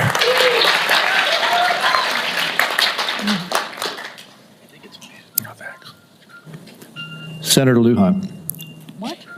No, you're next. I'm next. Excuse me, just, I made a mistake. It's Senator Cantwell. Thank you so much. Thank you, Mr. Chairman, and just congratulations on your nomination, Mr. Kennedy. And I've been absent only because I've been in another hearing with the nominee to be the Commerce Secretary. So I will review everything that you've said today and look at that diligently. But one of the things that I wanted to discuss with you is I represent a very big innovation state. And innovation in healthcare specifically. Innovation like NIH funding to the Fred Hutch Cancer Center that helped develop the HPV vaccine, which has the potential to eliminate over 95% of cervical cancer. NIH also funds a lot of jobs and grants, nearly 11,000 people in the state of Washington and over $1.2 billion worth of grants. So while I agree with you on healthy foods, I definitely am troubled by the medical research side of innovation and some of the things that you have said. In fact, this issue about laying off 600 employees at NIH or giving the fact that, to quote, give infectious disease a break for 8 years. So we've had a chance to talk about this a little bit, but the most striking example of this is when COVID hit. And we were the first in the nation. We had the first case. And it really was the fast response by the University of Washington that really helped save lives. So I just want to know that, are you aware of how harmful these issues could be for public health? That public health in and of itself could be affected by these kind of anti-science views? Senator, I have always been a science person, a pro-science person. I believe in evidence-based medicine and gold standard science. When I said, and I've explained this before you came in, that 600 people out of a population, out of a workforce of 91,000 is pretty typical. Last year alone, President Biden replaced 3,000 people at HHS and 700 at NIH. I want to say this. I said give infectious disease a break because that's been the principal preoccupation.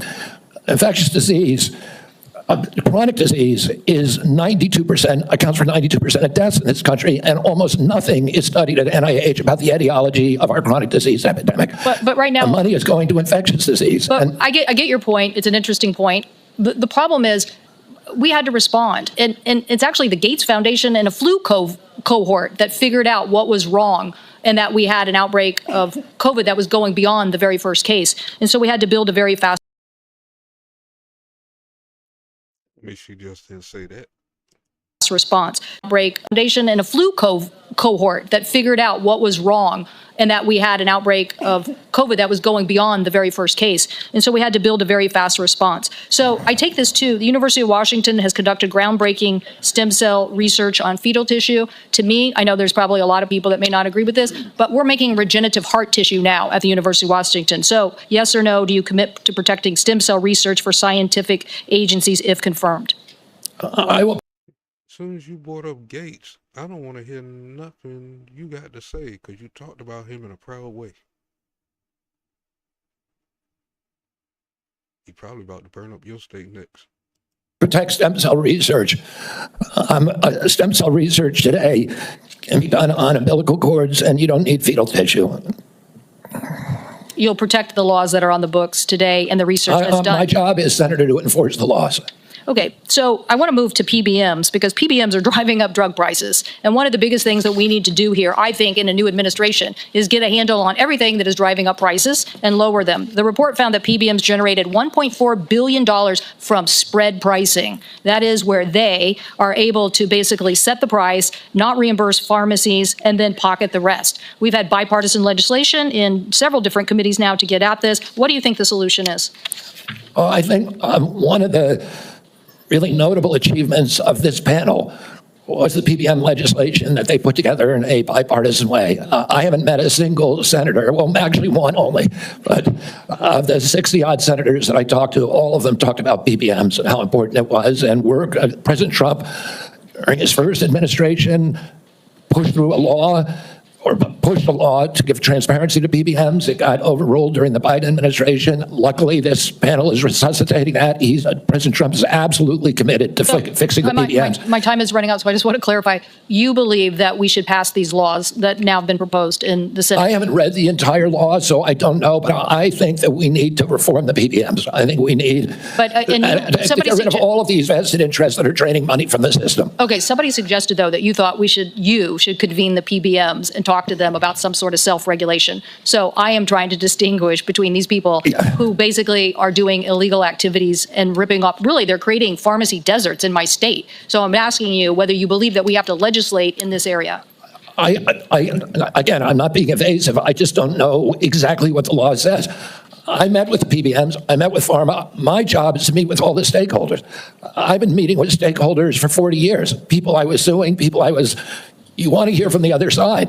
Well, that doesn't mean I would let the PBMs write their own ticket. I think I support the efforts of this committee to come up with bipartisan legislation. President Trump wants to get the excess profits away from the PBMs and send it back to primary care, to patients in this country, to high-quality health care. I'll ask you for the record, since my time's expired, to look at the legislation that came out of the Commerce Committee that defines the legal activities that they are doing to drive up prices, and get us an answer for the record. Thank you, Mr. Chairman. In principle, I support that legislation. Thank you. And let me just tell you the list as we have to move forward to the ending here.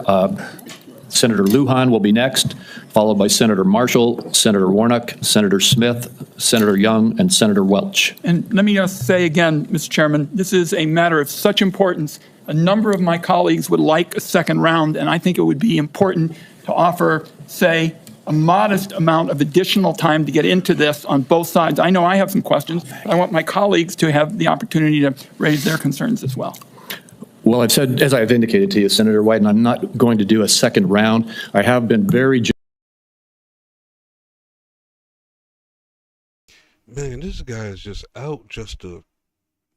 Now we can call this stuff misinformation that you saying. He just upset. He must gonna screw up your money too. He gonna start finding shit. The same damn guy from the beginning. With Barney sweater and tie. Damn. generous with the senators. I think almost every single senator has had 7 minutes at least. And I will give you a second, as is our practice between the two of us. I'll then divide my time up with my colleagues. Okay, you are welcome to do that. Thank you. Senator Lujan. Thank you, Mr. Chairman. Mr. Kennedy, when we met, you stated to me that it is not your goal to take away programs that work for Americans. Do you stand by that statement? Yes, Senator. Mr. Kennedy, do you know how many Americans rely on Medicaid? About 72 million plus the 7 million kids who are on chips. Appreciate that, 72 million. Yes or no, is it important that expectant mothers and newborns have access to health coverage? Is it important that expectant mothers and newborns have access to health coverage? Absolutely, Senator. Mr. Kennedy, do you know how many babies born in this country are covered through Medicaid? I would guess, I don't know the answer, I would guess about 30 million. I have it, Mr. Kennedy. About 41% or 1.4 million babies births are financed by Medicaid, according to the National Center for Health Statistics. Yes or no, do you believe that Medicaid is a critical program? I believe that Medicaid is a critical program, but that it's not working as well as it ought to be. And President Trump has asked me to make it work better, that most Americans are not happy with it, that the premiums are too high, the deductibles are too high, and everybody's getting sicker. Too much money is going to the insurance industry. I have a series of yes or no questions. They're pretty simple. Because you heard we're not going to get a second round of questions, I ask for your indulgence to be able to. Look here. He just answered the question. I perfectly understood what he just said. You sitting up there in that high seat looking like you're trying to look hard and shit, and you can't comprehend. I understood his answer. Boy, this one here, boy, is full of highlights. To get through them, yes or no. In New Mexico, as you know, Medicaid is often measured state by state.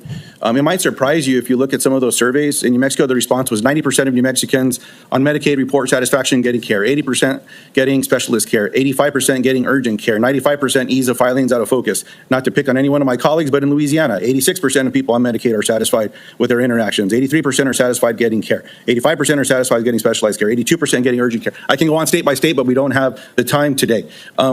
Yes or no, do you support cutting Medicaid or reducing, and especially in an area where you and I spoke about with the federal investment in Medicaid, which is known as FMAP? I'm going to call it a restroom break. President Trump has not told me that he wants to cut Medicaid. He's told me to make it better.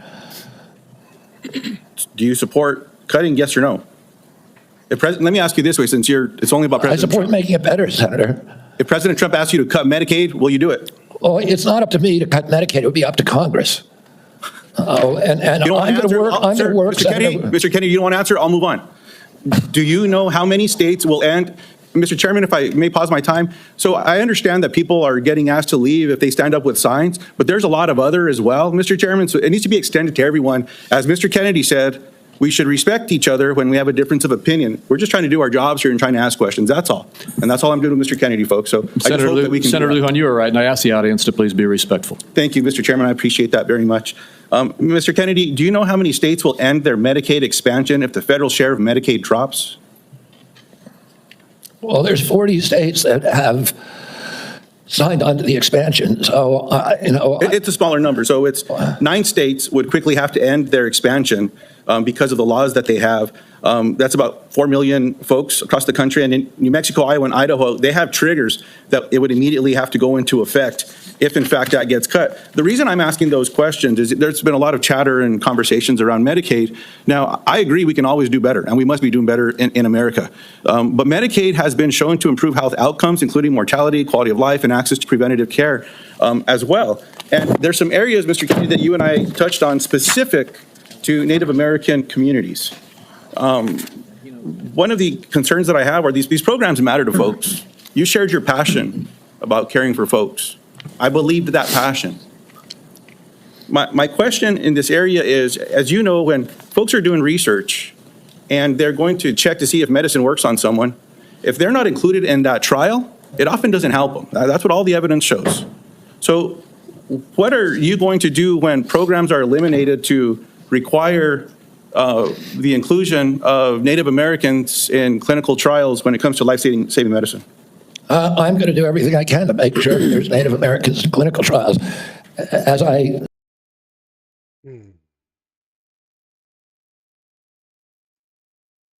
That question is kind of weird.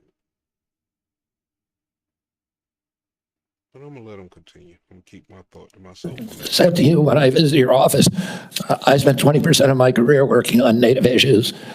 My family's been deeply involved with them. My father and uncle were big critics of the Indian Health Service, a failure to deliver good health results or health care on the reservations. I'm going to bring a native in for the first time in history into my central office, that all the major decisions in my office will be that we've already interviewed a candidate, a very, very good candidate, will have direct impact on all the major offices. One of my priorities is to improve. I appreciate that. I have a follow-up in that space specifically.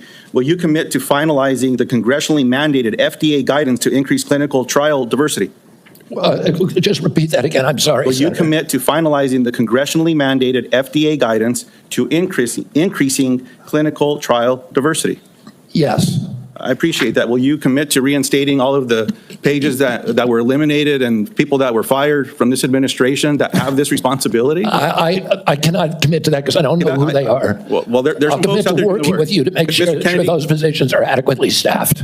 I will follow up in writing in those specific areas because I think there's some commonality here, but answers matter. And so I'd like to get those as timely as possible. The last thing, Mr. Chairman, that I'll say. I bet the answers matter because you're going to try to use them like they trying to use stuff that he said 2 years ago that you know a Democrat when you see one. Damn. Is one of the conversations I had before this hearing was with a family that I've been working with to work with my Republican colleagues when it comes to autism and federal programs and making a difference in these families' lives and this little girl's life. What I'm asking now, Mr. Chairman, is unanimous consent to enter into the record an article from Autism Speaks titled, quote, "Do Vaccines Cause Autism?" End quote.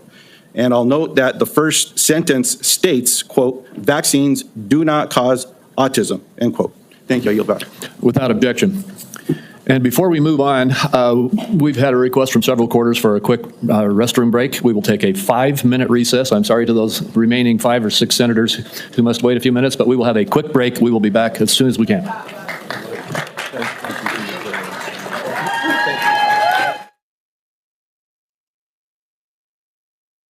Ooh, boy, this thing here, boy, it seems like all the Democrats try to do is try to get folks in a gotcha moment. Just so they can use it for later on. Any 3 of those? Diabetes, obesity, diabetes. Again, I know we had a go first. But Gabe, man, you might need to go fishing down at the nearest creek, and somebody gonna have to cook them suckers. How your area ain't got no catfish, no soap? Man, you should have a fish market. Unless they were trying to clear out that property too for future events, you know. It's wild over there. It looked like we're catching up to the what's called. Oh no, I don't see Warnock up in there. This is about to get funny. All right, yeah, we ain't too far behind now. I didn't think it was this long. I thought it was 2 hours. This committee will continue and come out of recess and go back into session. Before we go to you, Senator Marshall, I'd like to just tell everybody the remaining list. Senator Marshall, Senator Warnock, Senator Smith, Senator Young, and Senator Welch. And then I did indicate earlier that I would give another 5 minutes to Senator Wyden. I understand he has distributed that 5 minutes to a few of the other senators. So we will have a few more quick questions, and then we will proceed. And I would like to thank the audience again. I know we had a couple of outbursts earlier, but I want to thank the audience for being respectful and encourage the audience to continue to be respectful as we conclude the hearing. With that, Senator Marshall. Thank you, Chairman. Obesity, diabetes, heart disease. Obesity, diabetes, heart disease account for probably 80% of health challenges in America. You know how many times I heard my friends across the aisle mention any 3 of those? I don't know if we've lost the forest for the trees here. Vaccine is a critical issue. I understand that. I don't see how Mr. Kennedy's position could be any more clear that he's going to support the vaccines, he's going to support the science and empowerment to parents and their doctors to make these choices. 60% of Americans have a chronic disease, that there's an epidemic of chronic diseases across the country. And this Make America Healthy Again movement is palpable to me. It started on the campaign trail in 2020 when moms I'd never met that never involved in the political process came up to me and said, look, I want to make these choices about my children with my doctor, not the federal government. That it's a very real thing. Moms, dads, grandparents across the country grab me and say, look, why do 20% of our children now, why are they on a prescription drug? So, Mr. Kennedy, what is your prescription to help make America healthy again? What's your vision? What does that look like to you? Marshall, we're having epidemics of all these chronic illnesses, autoimmune diseases, neurological diseases, allergic diseases, obesity. When my uncle was president, 3% of Americans were obese. Today, 74% of Americans are obese or overweight. No other country has anything like this. In Japan, the obesity rate is still 3%. And epidemics are not caused by genes. Genes may provide the vulnerability, but you need an environmental toxin. Something is poisoning the American people. And we know that the primary culprits are changing food supply, the switch to highly chemical intensive processed foods. Ingredients in our country, in our foods, the Europeans have only 400. If you buy McDonald's French fries in our country, there's 11 ingredients, my understanding. In Europe, there's only 3. If you buy Fruit Loops in our country, they're loaded with food dyes, with yellow dye, red dye, blue dye, and many other ingredients. The same company makes the same product with different ingredients for Canada and Europe. And at Agent, we don't have good science on all these things. And that is deliberate. That's a deliberate choice, not to study the things that are truly making us sick, that are not only contributing to chronic disease, but to mortalities from infectious disease. We need to get a handle on this, because if we don't, it's an existential threat. Our country is not going to be destroyed because we get the marginal tax rate wrong, or because we get one of these culture war issues that we've been talking about today wrong. It's going to be destroyed if we continue down this trajectory of chronic disease. We need to fix our food supply, and that's the number one. Thank you, Mr. Kennedy. How do you get 11 ingredients in a French fry? I don't think I want no more French fries from the fast food place. Certainly, I share your concern with ultra-processed foods. On the other end of this food chain are my farmers and ranchers back home. Would you just take a second and share your compassion, how you feel about farmers and ranchers, that they respond to the market. They don't dictate the market. They grow what the market is wanting them to grow. And Senator Hawley told me the other day that his brother-in-laws are all farmers. And he said 4 out of every 5 of his brother-in-laws has Parkinson's disease. And that kind of cluster we're seeing across farm country of cancers, autoimmune diseases, obesity, et cetera. And we can now not export American food to Europe because the Europeans won't take our food. That's not good for farmers. We're also destroying our soil because some of the chemicals that farmers use destroy the microbiome. And that causes the erosion of the soil. You can't get water infiltration. Water pools up and it washes the soil off. Agronomists now estimate that we only have, if we continue doing these processes, only 60 harvests left before our soil is gone. Farmers are using seeds and chemicals that are, over the long term, are costing them and us. And what we need to do is we need to support the farmers. We need the farmers as partners if we're going to make them work. And I don't want a single farmer to go out of business under our watch. I don't regulate farms. If I'm privileged to be confirmed, I'm not regulating farms. That's under USDA. But I want to partner with all of my decisions with USDA and with the farm community to make sure that we don't lose more farmers in this country, but that we also transition. We offer and incentivize transitions to regenerative agriculture, to no-till agriculture, and to less chemically intensive. And by the way, I've also met with the chemical industry and the fertilizer and herbicide companies, and they want to do the same thing. And I think we're on the trajectory to do that, and we need to incentivize initiatives to accelerate that trajectory. Mr. Chairman, if I could, the great news is that my farmers in Kansas are selling products to Europe. That today's regenerative practices, soil health, all those things are priorities for Kansas farmers. Many of us are doing many of those things already. We just need it to be more widespread. If I could just wrap up my remarks, though, is that, again, going back to the big picture here, 60% of Americans have a chronic disease. Mr. Kennedy, I believe for such a time as this that you're not just one of 300 million people. I think that you are the person to lead HHS to make America healthy again, that God has a divine purpose for you, and I look forward to your confirmation and working with you to make America healthy again. Thank you, Senator. Thank you. Senator Warnock. Thank you so much, Chairman Crapo and Ranking Member Wyden. It's great to be here. Mr. Kennedy, welcome. Welcome to you and to your family. Thank you for meeting with me a few days ago. I think this is the first time ever I've seen him on the floor. This dude never showed up to work. I'd like to follow up, if I might, with some of the issues that we discussed in my office. I want to talk to you first about the CDC, or the Centers for Disease Control and Prevention. I'm proud of the work that the CDC does, proud that it's located in Georgia with more than 10,000 employees in my state. If confirmed, you would be the cabinet secretary over the CDC. Representing HHS, it's about 29% of the federal budget. CDC is a part of that. Do you agree that the CDC's work is critical to Georgia, critical for our country, and the health of the entire world? Yes, Senator. Senator Isaacson, my Republican predecessor, would have agreed with that. Bless his memory. He was a fierce advocate for the CDC, as am I. The CDC is an agency filled with hard-working, dedicated public health servants. They wake up every single day working to keep us safe. I think we don't think often enough about their work, because it's easy not to celebrate the folks who are protecting you from that which doesn't appear because of the work that they're doing. So grateful for the work that the CDC employees do. Some of them are members of my church. I saw that deep commitment firsthand when I visited the CDC just last summer. Mr. Kennedy, you have compared the CDC's work to Nazi death camps. You've compared it to sexual abusers in the Catholic Church.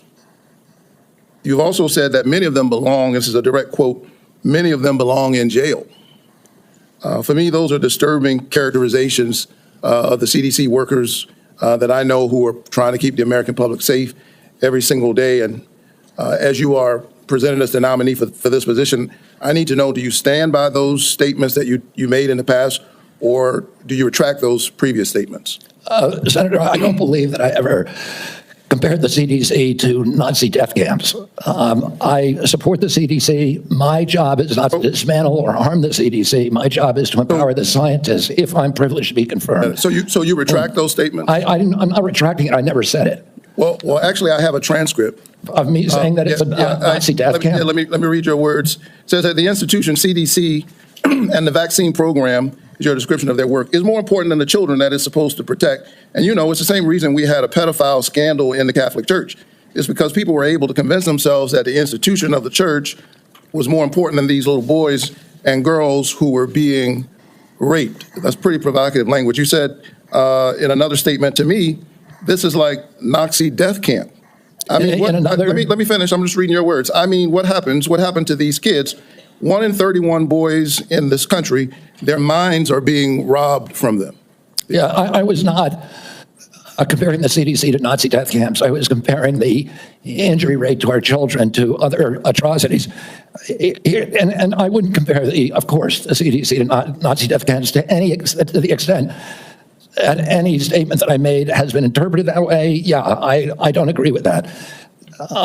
In 2003, the United States Congress Government Oversight Committee ended an over a year investigation of the CDC and used almost that same language. They said that the CDC, just one division, one branch, the Immunization Safety Office, had put institutional self-interest and pharmaceutical profits ahead of the welfare and health of American children. So that was a conclusion by Congress. And I repeated that. I'm asking you because you're the nominee for HHS. It sounds like you stand by those statements.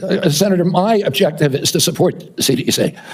There's nothing I'm going to do that is going to harm CDC. I want to make sure that our science is gold standard science, so that it's free from that same Government Oversight Investigation Committee found that the panels, the ACIP panel within CDC, I think 97% of the people on it had conflicts. I don't believe that that's right. I think we need to end those conflicts and make sure that scientists are doing unobstructed science. So I want to enter this statement, by the way, into the record without objection. Without objection.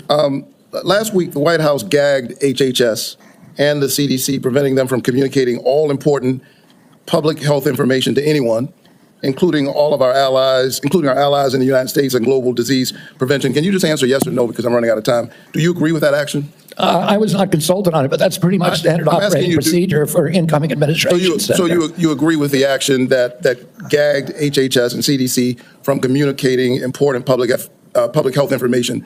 That directive made sure that no public health, that only non-essential travel and mass communications were temporarily suspended pending the confirmation of a new HHS secretary. This is standard operating procedure for every administration. I get it. I don't think what we've seen over the last several days is standard operation for new administration. I think we're seeing some unprecedented actions, but you agree with it. Last night, members of the CDC, along with other federal employees, were actually invited to resign, these buyouts. And I got text messages and folks I know work from the CDC, for the CDC, that do this important work, who got that note. And it's really important because my experience is that when you send out that kind of note, the folks who resign are the folks who you least likely want to see resign.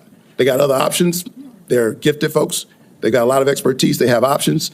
A lot of them are doing this work because of their patriotism, because of their commitment. Do you agree with the buyouts that were presented to CDC employees just last night? I agree. At the vast majority of the scientists and experts at CDC are patriots and good government servants. Can you tell me yes or no? I don't think anybody's going to resign who's committed to making America healthy again. Can you just answer yes? Okay, you agree with the buyouts. In our meeting, I asked you to confirm your support for the Affordable Care Act. You also mentioned that you and President Trump want to fix the ACA by making premiums more affordable. Can you answer me yes or no, as I don't have a lot of time? Did you know that tax credits that help families afford health insurance and save Georgians an average of $531 per month per person are set to expire at the end of the year? Did you know that? I do. We need to move on. Do you support Congress extending these tax credits so that Americans can continue to afford health care? Congress has to make its own decisions about that. My instructions from President Chairman, Trump you're saying I'm running out of time, but I'm having a lot of trouble getting the witness to answer yes or no to a yes or no question. Well, and I've got one more question. You're almost at 9 minutes, sir. Well, I need him to answer yes or no. Yes or no? I'm not going to answer yes or no to a question that's not susceptible. He's at almost 9 minutes because it's the first day he showed up in the last 2 damn years. On his yes or no answer. Yeah, he got plenty. He should have plenty of questions stored up. We need to move on. I think that the fact that you find it difficult to answer basic questions is deeply troubling for me as you present yourself as a nominee to run HHS. Thank you so very much. I've been in courts all over the country and prosecutors. Mr. Chairman, you told me I'm out of time and the witness continues to filibuster even after I said I'm done. Senator Smith. Mr. Chair, thank you. Thank you, Mr. Chair and Ranking Member, and welcome, Mr. Kennedy. So, Mr. Kennedy, I don't have a question for you on abortion. I think that my colleagues on both sides of the aisle have covered this, but I want to say I can respect people who have different views than mine on this issue, but it's hard for me to respect people who won't give a straight answer to what they think on this issue in particular. Mr. Chair, I just want to note that I understand that anti-choice advocates have said that in these hearings they were looking to hear Mr. Kennedy provide some reassurance that he is on their side, and I'm not hearing that. And I think most Americans are looking for some hint that the decisions that people make about abortion should be personal and private, and they should be free to make those decisions without government interference, and I'm not hearing that either. To make it worse, the answers that you have given tell me that the Trump administration is more than willing to restrict or even ban medication abortion without a single act of Congress, and even in states where abortion is legal. And what is clear to me is that you and President Trump are dangerous to women's access to mifepristone. So having said that, I want to move to a different topic. Mr. Kennedy, I appreciate Senator Cornyn's questions about mental and behavioral health, something that I care a lot about. I know that you and your family have had personal experience with mental health challenges, as have I. And I agree that the mental health crisis in this country is a crisis. So let me ask you, in an interview in 2023 and again in 2024, you blamed school shootings on antidepressants. You said, and this is a quote, There is no time in American history or human history that kids were going to shoot schools and shooting their classmates. It really started happening coterminous with the introduction of these drugs, with Prozac and with other drugs. So do you believe, as you've said, that antidepressants cause school shootings? This should be a simple question. I don't think anybody can answer that question, and I didn't answer that question. I said it So should your be answer studied. is I said it should be studied along with other potential culprits like so they may cause social media. But I don't know. I would never make, because there's no science on that. Well, Senator. there is, Senator. I mean, excuse me. There is, Mr. Kennedy. Thank you for the promotion. The science shows that there is no link between school shootings and antidepressants. And in fact, most school shooters were not even treated with antidepressants. And of those that were, there was no evidence of association. You know, I don't think you my can question say that, Senator, because of HIPAA rules, nobody knows. Well, that is, Mr. Kennedy. Do you think that people who take antidepressants are dangerous?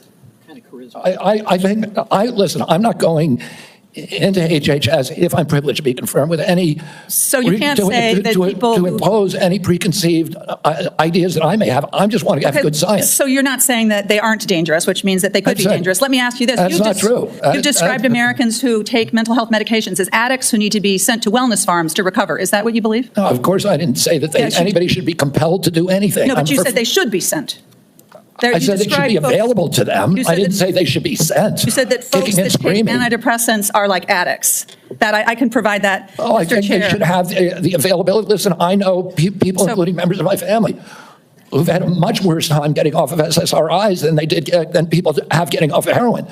The withdrawal period is, I mean, and it's written on the label. I have some experience with this myself. Mr. Kennedy, this is personal for me. When I was a young woman and I was struggling with depression, thankfully, I had the resources to help me get through it, including a new generation of SSRI uptake inhibitors, which helped to clear my mind, get me back on track to being a mom and a wife and a productive, happy person. And I'm really grateful for that therapy. So I have some experience with this, and I think that everyone should have access to that care. And your job as secretary is to expand access to care, not to spread lies and misinformation. And, you know, the things that you say, Mr. Kennedy, they live on. They have impact. And, you know, we're having this conversation at the same moment that my Republican colleagues are looking to try to figure out how to save money any way they can. And so they want to cut Medicaid. Let's just think about this for a minute, because you're going to be, should you be confirmed, you would be responsible for CMS, which provides mental and behavioral health care to millions of Americans. Close to 40% of folks on Medicaid have a behavioral health condition. And you would be part of this administration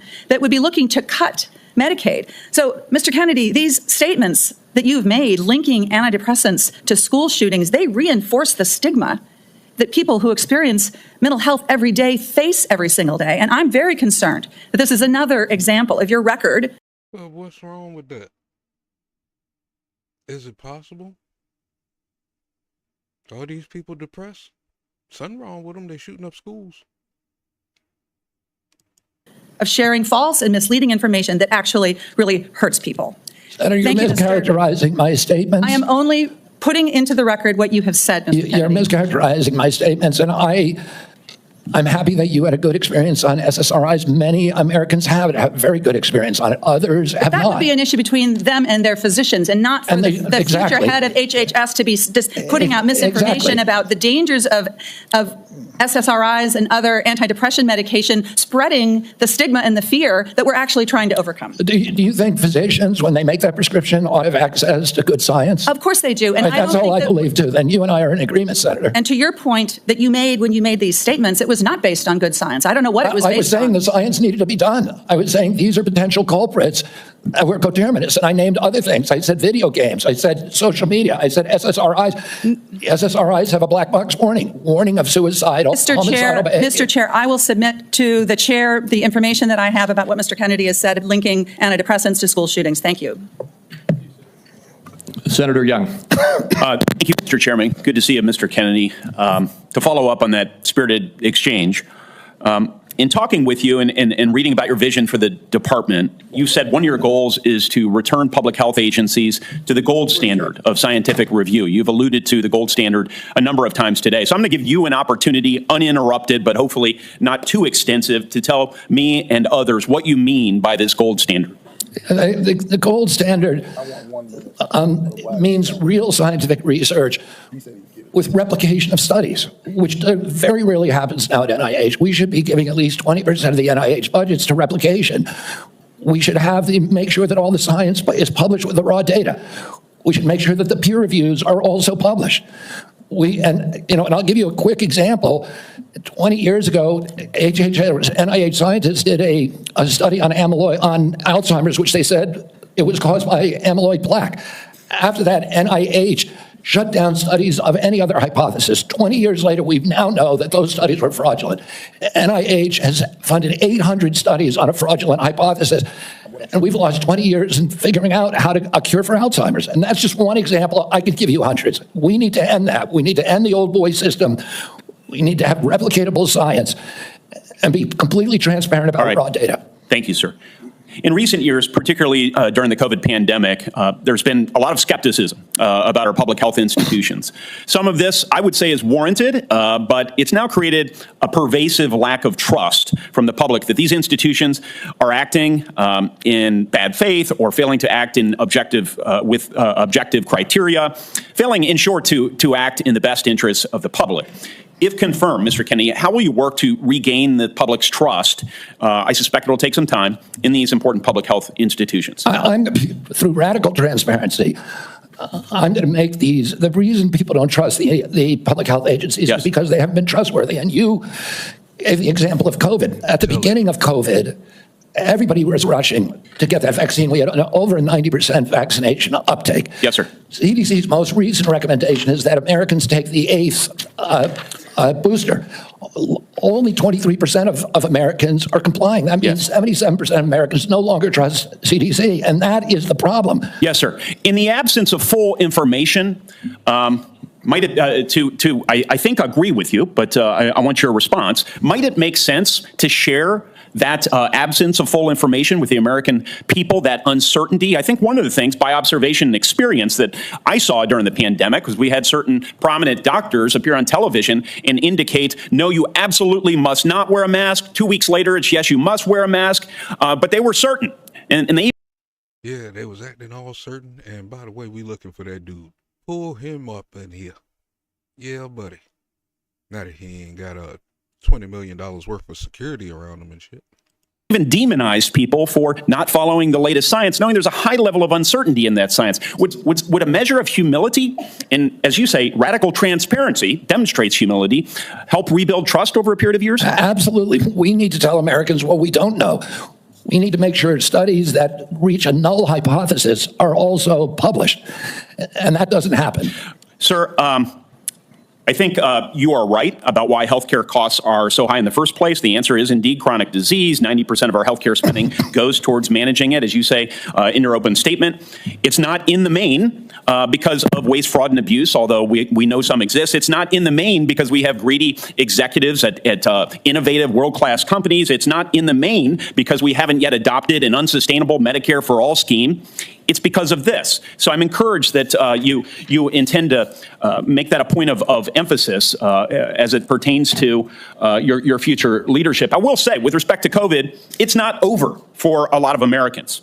It's not over. I know the mission accomplished banner was convenient for the last administration, but as we continue to navigate the ongoing impacts of the COVID pandemic, we have individuals here in the United States and around the world who are suffering from long-term health effects that significantly impact their quality of life, work, and daily activities, and they've been largely ignored. Funding for long COVID research was appropriated by Congress in December of 2020, followed by additional funding directed by the Biden administration in February 2024. Patient groups and industry publications have criticized the slow pace of clinical trial design and enrollment. If confirmed, will you collaborate with healthcare providers, researchers, and effective communities to better understand and mitigate long COVID's impact? Yes or no, please? Absolutely, Senator. There's 16 million Americans. Will you commit to prioritizing long COVID research and integrate this work into broader healthcare policies? Yes or no, please? Yes. Patient groups, experts, and industry publications have raised concerns around existing long COVID funding being spent on observational research. In particular, criticism was directed towards recover funding being used to duplicate existing findings instead of funding trials for potential treatments or diagnostics. If confirmed, Mr. Kennedy, will you work with Congress so that going forward, long COVID funding will be directed primarily towards trial or novel research directions and not replicating existing observational research? Yes or no? Absolutely, Senator, with enthusiasm. Thank you so much. Man, this one here, this hearing here must be special, but my notification keep going off, man. And I'm seeing content creators all over the place now reviewing this sucker. So at least, you know what I'm saying, they into what's going on and shit. You know what I'm saying? And I'm glad that y'all here with me to share this, you know what I'm saying, get this informative information.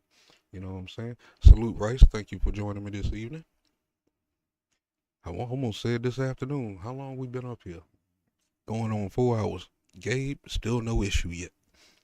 So I think I found the sweet spot where it's not gonna cut off.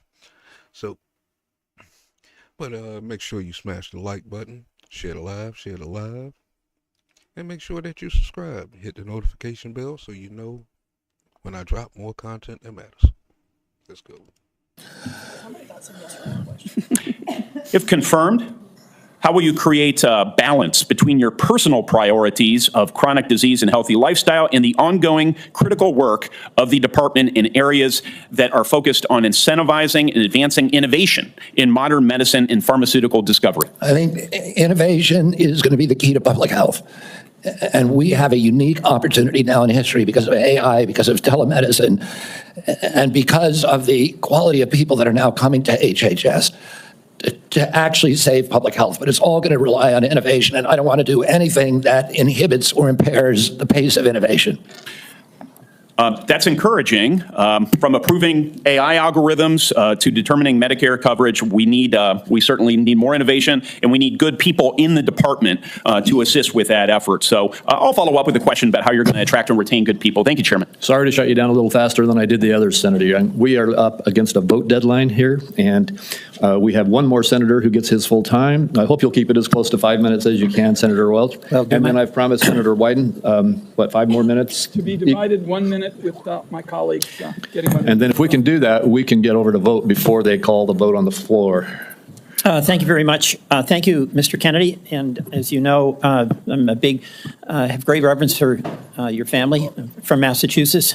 When I got out of college, I was in the first class of Robert Kennedy Fellows, the memorial created by your family to honor the service of your father. I do community organizing in the west side of Chicago.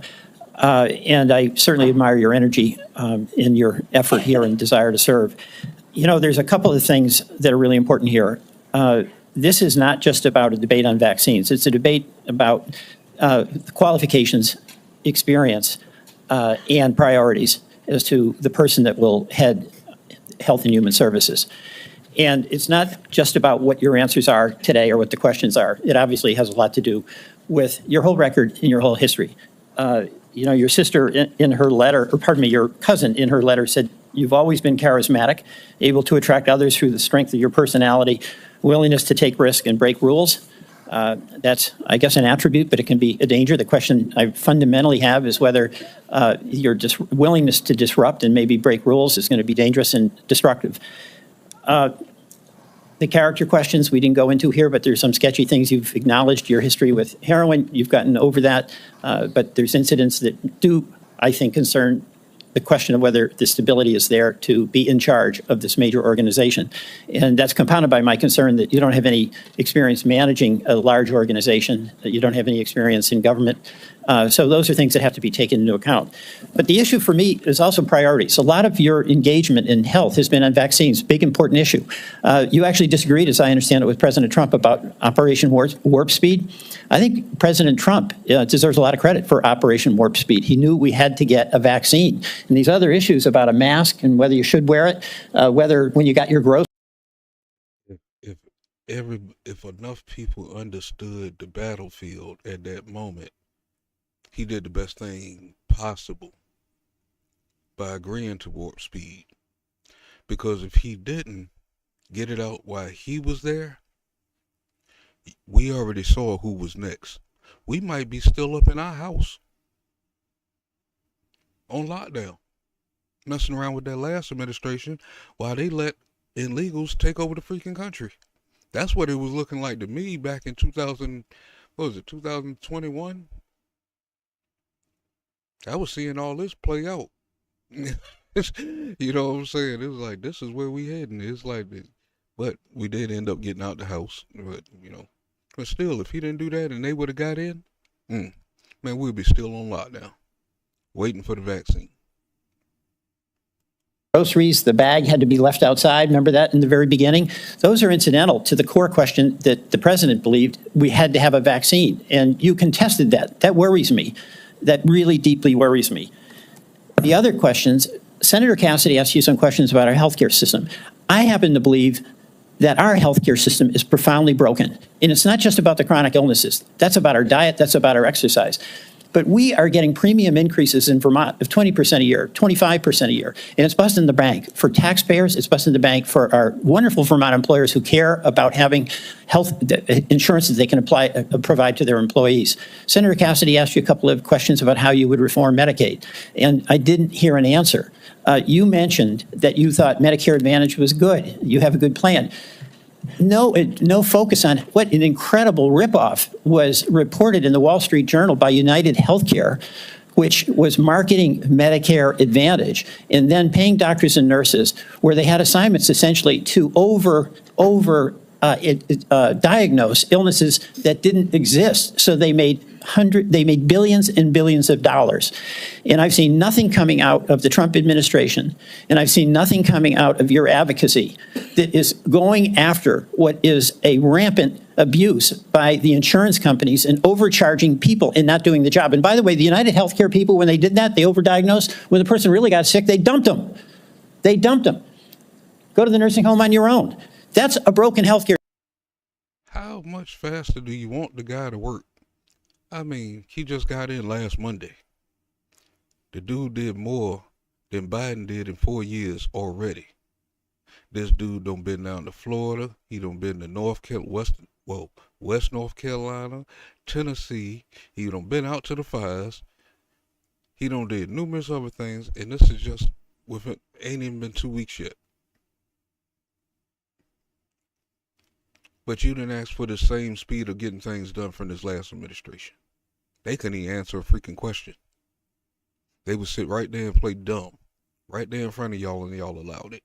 This guy's actually asking questions and got answers. Well, answering questions and got answers. You know, that's the same thing. Answering questions is an answer. Right. Anyway, let's continue. This one is long and we don't... Care system. We spend the most and get the least. And I think there should be collective anger about this on both sides because all of our people are dependent on that healthcare system. And you're going to be working for a president who's on a lawless rampage right now, okay? He has done something reckless with the pardons to these cop beaters. I'm appalled by that. But that's just reckless. That's not illegal. He's impounded money. So right now, the Medicaid website went down. He's impounded money. So the community health centers that Senator Warner was talking about are up in the air as to what they can do. Do you believe that a president can impound money that has been appropriated by Congress? Senator, let me answer the question about Medicare first. I have never defended that program or the rapacious behavior by insurance companies or the PBMs. I understand that's a huge problem. And all right, I don't have time. We've got to get over to vote. So we can do this. But you've asked me 5 questions. You got to give me a chance to answer one of them. Please be brief. Yeah, I brought in, if I get confirmed, I've already appointed a general counsel. It's the first time in history he's a former prosecutor who prosecuted the biggest Medicare fraud in the case in the state of West Virginia. I brought in a prosecutor for that job instead of a bureaucrat, precisely to address the important issues that you raised here. The only reason I didn't talk about these before is because I wasn't asked about them. I agree with you 100%. What about impounding, a president impounding money that, among other things, goes to health care? And you're saying that that's illegal? That's correct. Well, my job is to uphold the Constitution. I'm going to take an oath to uphold the Constitution, and I will administer the law and uphold the Constitution.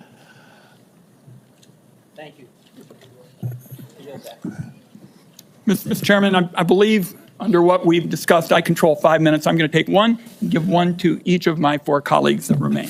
All right, and I would just say this vote, they're going to call it in about 8 minutes. Thank you. So we have very little time. So we let this dude dictate what was going on. The dude said he didn't want to do 2 rounds of shit. You got the time, and now you don't split it up between everybody when everybody trying to get the hell out of there. And that dude still has his hand on his head looking at his screen. I swear he looking at porn. He ain't paying attention. 2 hours ago, colleagues, I asked Mr. Kennedy to reconcile his many anti-vaccine statements with his handful of pro-vaccine statements. Instead, he gave us a word salad and ducked the issue. The same was true, Mr. Kennedy, with respect to measles, where you wrote a book playing down the threat of measles, even though American families are very concerned about it, and apparently families are still mourning in Samoa. And my last point would be that Mr. Kennedy said today really wasn't about him. And I just want to tell him it is all about you, because I find your presentation to be both untrustworthy and unprepared, because my colleagues have been seeing back and forth between Medicare and Medicaid, and it's not clear which program you're using when. So I want colleagues to know there is a lot more information to learn about Mr. Kennedy before we vote. I'm going to urge that to my colleagues on both sides of the aisle to not make decisions on the basis of this session. I thank you for the additional time. And I guess my next minute is Senator Whitehouse, Senator Warren, and Senator Smith. And again, 1 minute each, please. There's been a lot of conversation about late-term abortions here, and I just want to make clear what Rhode Island OBGYN doctors describe as what is almost always happening when a late-term abortion is needed. It is a childbirth gone wrong. The family has painted the room, it has bought the crib, maybe even decided on the baby's name, and has gone to the hospital to welcome the new baby into their family in what is supposed to be a happy event. And then things went wrong. Then the alarm started pinging. The lights started flashing. The medical professionals started rushing in. And the question became, who lives and who dies? The mom's life is often at risk, and she may have other children she needs to care for. The baby's life may be at risk, and one or both may die. In that environment, the doctors and the family own that decision. Government has no place in that room at that point. And I think we need to understand when this late-term abortion gets bandied about, what you're dealing with is a tragedy that is happening to a family who wanted that child and have suddenly been confronted with a moment in which they have to make what is probably going to be the worst decision of their lives. And to try to shove the state legislature into that room is really offensive, really morally wrong. And I just want to make very clear what Rhode Island OBGYNs tell me is the situation when these procedures have to be deployed. Senator Warren. Thank you, Mr. Chairman. So, Mr. Kennedy, I wanted to ask about your role in the 2019 measles outbreak in Samoa. In July 2018, 2 children died immediately after receiving a measles vaccine that nurses had mistakenly mixed with a muscle relaxant. The nurses get charged with manslaughter, but vaccination rates go down. I asked you about this in my office. You told me flatly that your visit to Samoa had Man, I'm seeing the reports coming up. Boy, they joking the hell out of you, Pocahontas. I don't know why they call you Pocahontas, but god daggone, they joking the hell out of you from your last blow up earlier. You gonna cry again? nothing to do with vaccinations. We now know that's not true. I have the documentation. You met with the Prime Minister. You talked about vaccinations. You met with an anti-vaccine influencer who described the meeting as, quote, profoundly monumental for this movement. So what happens? Vaccinations go down. There's a measles outbreak and children start dying.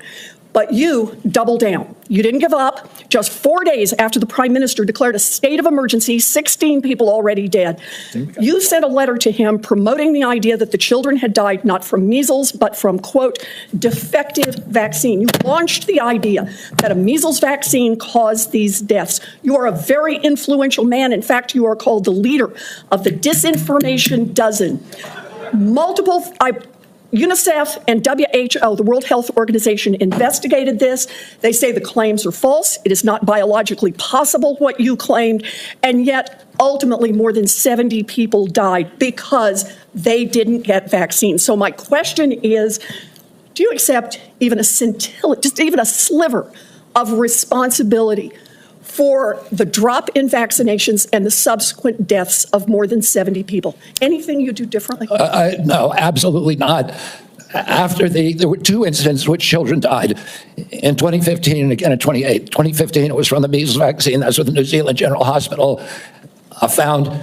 The government of Samoa banned the measles vaccine after the 2018. I arrived in July of the next year, after the ban had been in place for a year. Mr. Chairman, and the measles, understanding that you wanted to hold us to a minute and that I don't get to present all the facts and documentation I've got, how about if we just decide to make entries for the record on exactly what the record shows about Mr. Kennedy's participation? And I think he's answered the yes or no question. He takes no responsibility. Senator Warren, we will do that. And Mr. Kennedy, and to all the senators, every senator knows that following this hearing, they will be able to ask you questions off the record, and you will be able to put answers back onto the record. So please give that answer. I apologize that we're shutting you off for giving a full response right now. Senator Smith, and we are way over time. Thank you, Mr. Chair. So, Mr. Kennedy, you have said that you want to give infectious diseases a break for about 8 years. You spoke about this with Senator Cantwell. My question to you has to do with avian flu. Over 100 million birds called. The disease has spread to dairy cows, and there are now 67 confirmed human cases and 1 death. So, Mr. Kennedy, do you intend to give research on bird flu a break? no, I intend to devote the appropriate resources to preventing pandemics. That's a central part of my job. What do you think is causing the avian influenza? This will go to my office. I think the H5N1 virus is. So that's good to hear, because in a recent book, I will submit this for the record because we don't have that much time, Mr. Kennedy has questioned the scientific basis for germs causing disease and the power of vaccines and antibiotics. I've never questioned that, Senator. Well, I will submit that for the record. Thank you. Senator Warnock, 1 minute. I like the way you said that to the Baptist preacher. Thank you so much, Mr. Kennedy. Based on our conversations, it's my understanding that you support work requirements in Medicaid. In 2020, President Trump approved a proposal from Georgia's state leaders requiring Georgians to jump through a number of onerous bureaucratic hoops and fill out even more paperwork to verify work and get access to health care. I ask this as someone who represents a state that has not expanded Medicaid. The federal government, because of this waiver, spent $70 million on Georgia's Medicaid waiver. Man, I walk away for a second and come back and your big ass head sitting up here again. Well, he happy he doing some work. 82% of that went to administrative costs. The point that I'm making is that the folks that they're insisting need to work, 90% of those folks are working.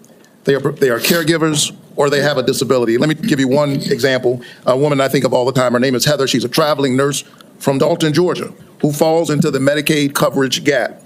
Heather experienced a series of small strokes, leaving her unable to work full time. She's dedicated her life to caring for patients, but now she can't afford her own medical care, out-of-pocket costs, because she doesn't make enough to qualify for tax credits to buy private insurance. What does Heather need? Does she need work requirements, or does she need access to health care so she can finally get healthy and get back to work? The individual that you described would need health care and not a work requirement. Thank you. Thank you. Thank you. And we are done with the questioning now. Mr. Kennedy, I apologize to you, to the audience, and to all of my colleagues to have to rush it here at the end, but we have a vote on the Senate floor that they're going to close in about 3 minutes. I want to thank you for appearing before this committee. You have been accessible to the members and staff on both sides of the aisle of the Finance Committee throughout a rigorous process, and I want the whole world to know that you spent hours in meetings answering questions outside of this hearing and providing documents and responses on issue after issue after issue. You've gone through the most thorough vetting process that any committee in this Congress puts anybody through, and I think that you have come through well and deserve to be confirmed. I would like to remind my colleagues that the deadline for submitting any questions for the record is 5 p.m. today. 5 p.m. today.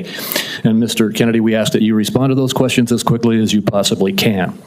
With that, I'm going to leave you in this room and run over to vote. This hearing will be adjourned. I still encourage the audience to be polite and respectful no matter what side of the issues you may be on.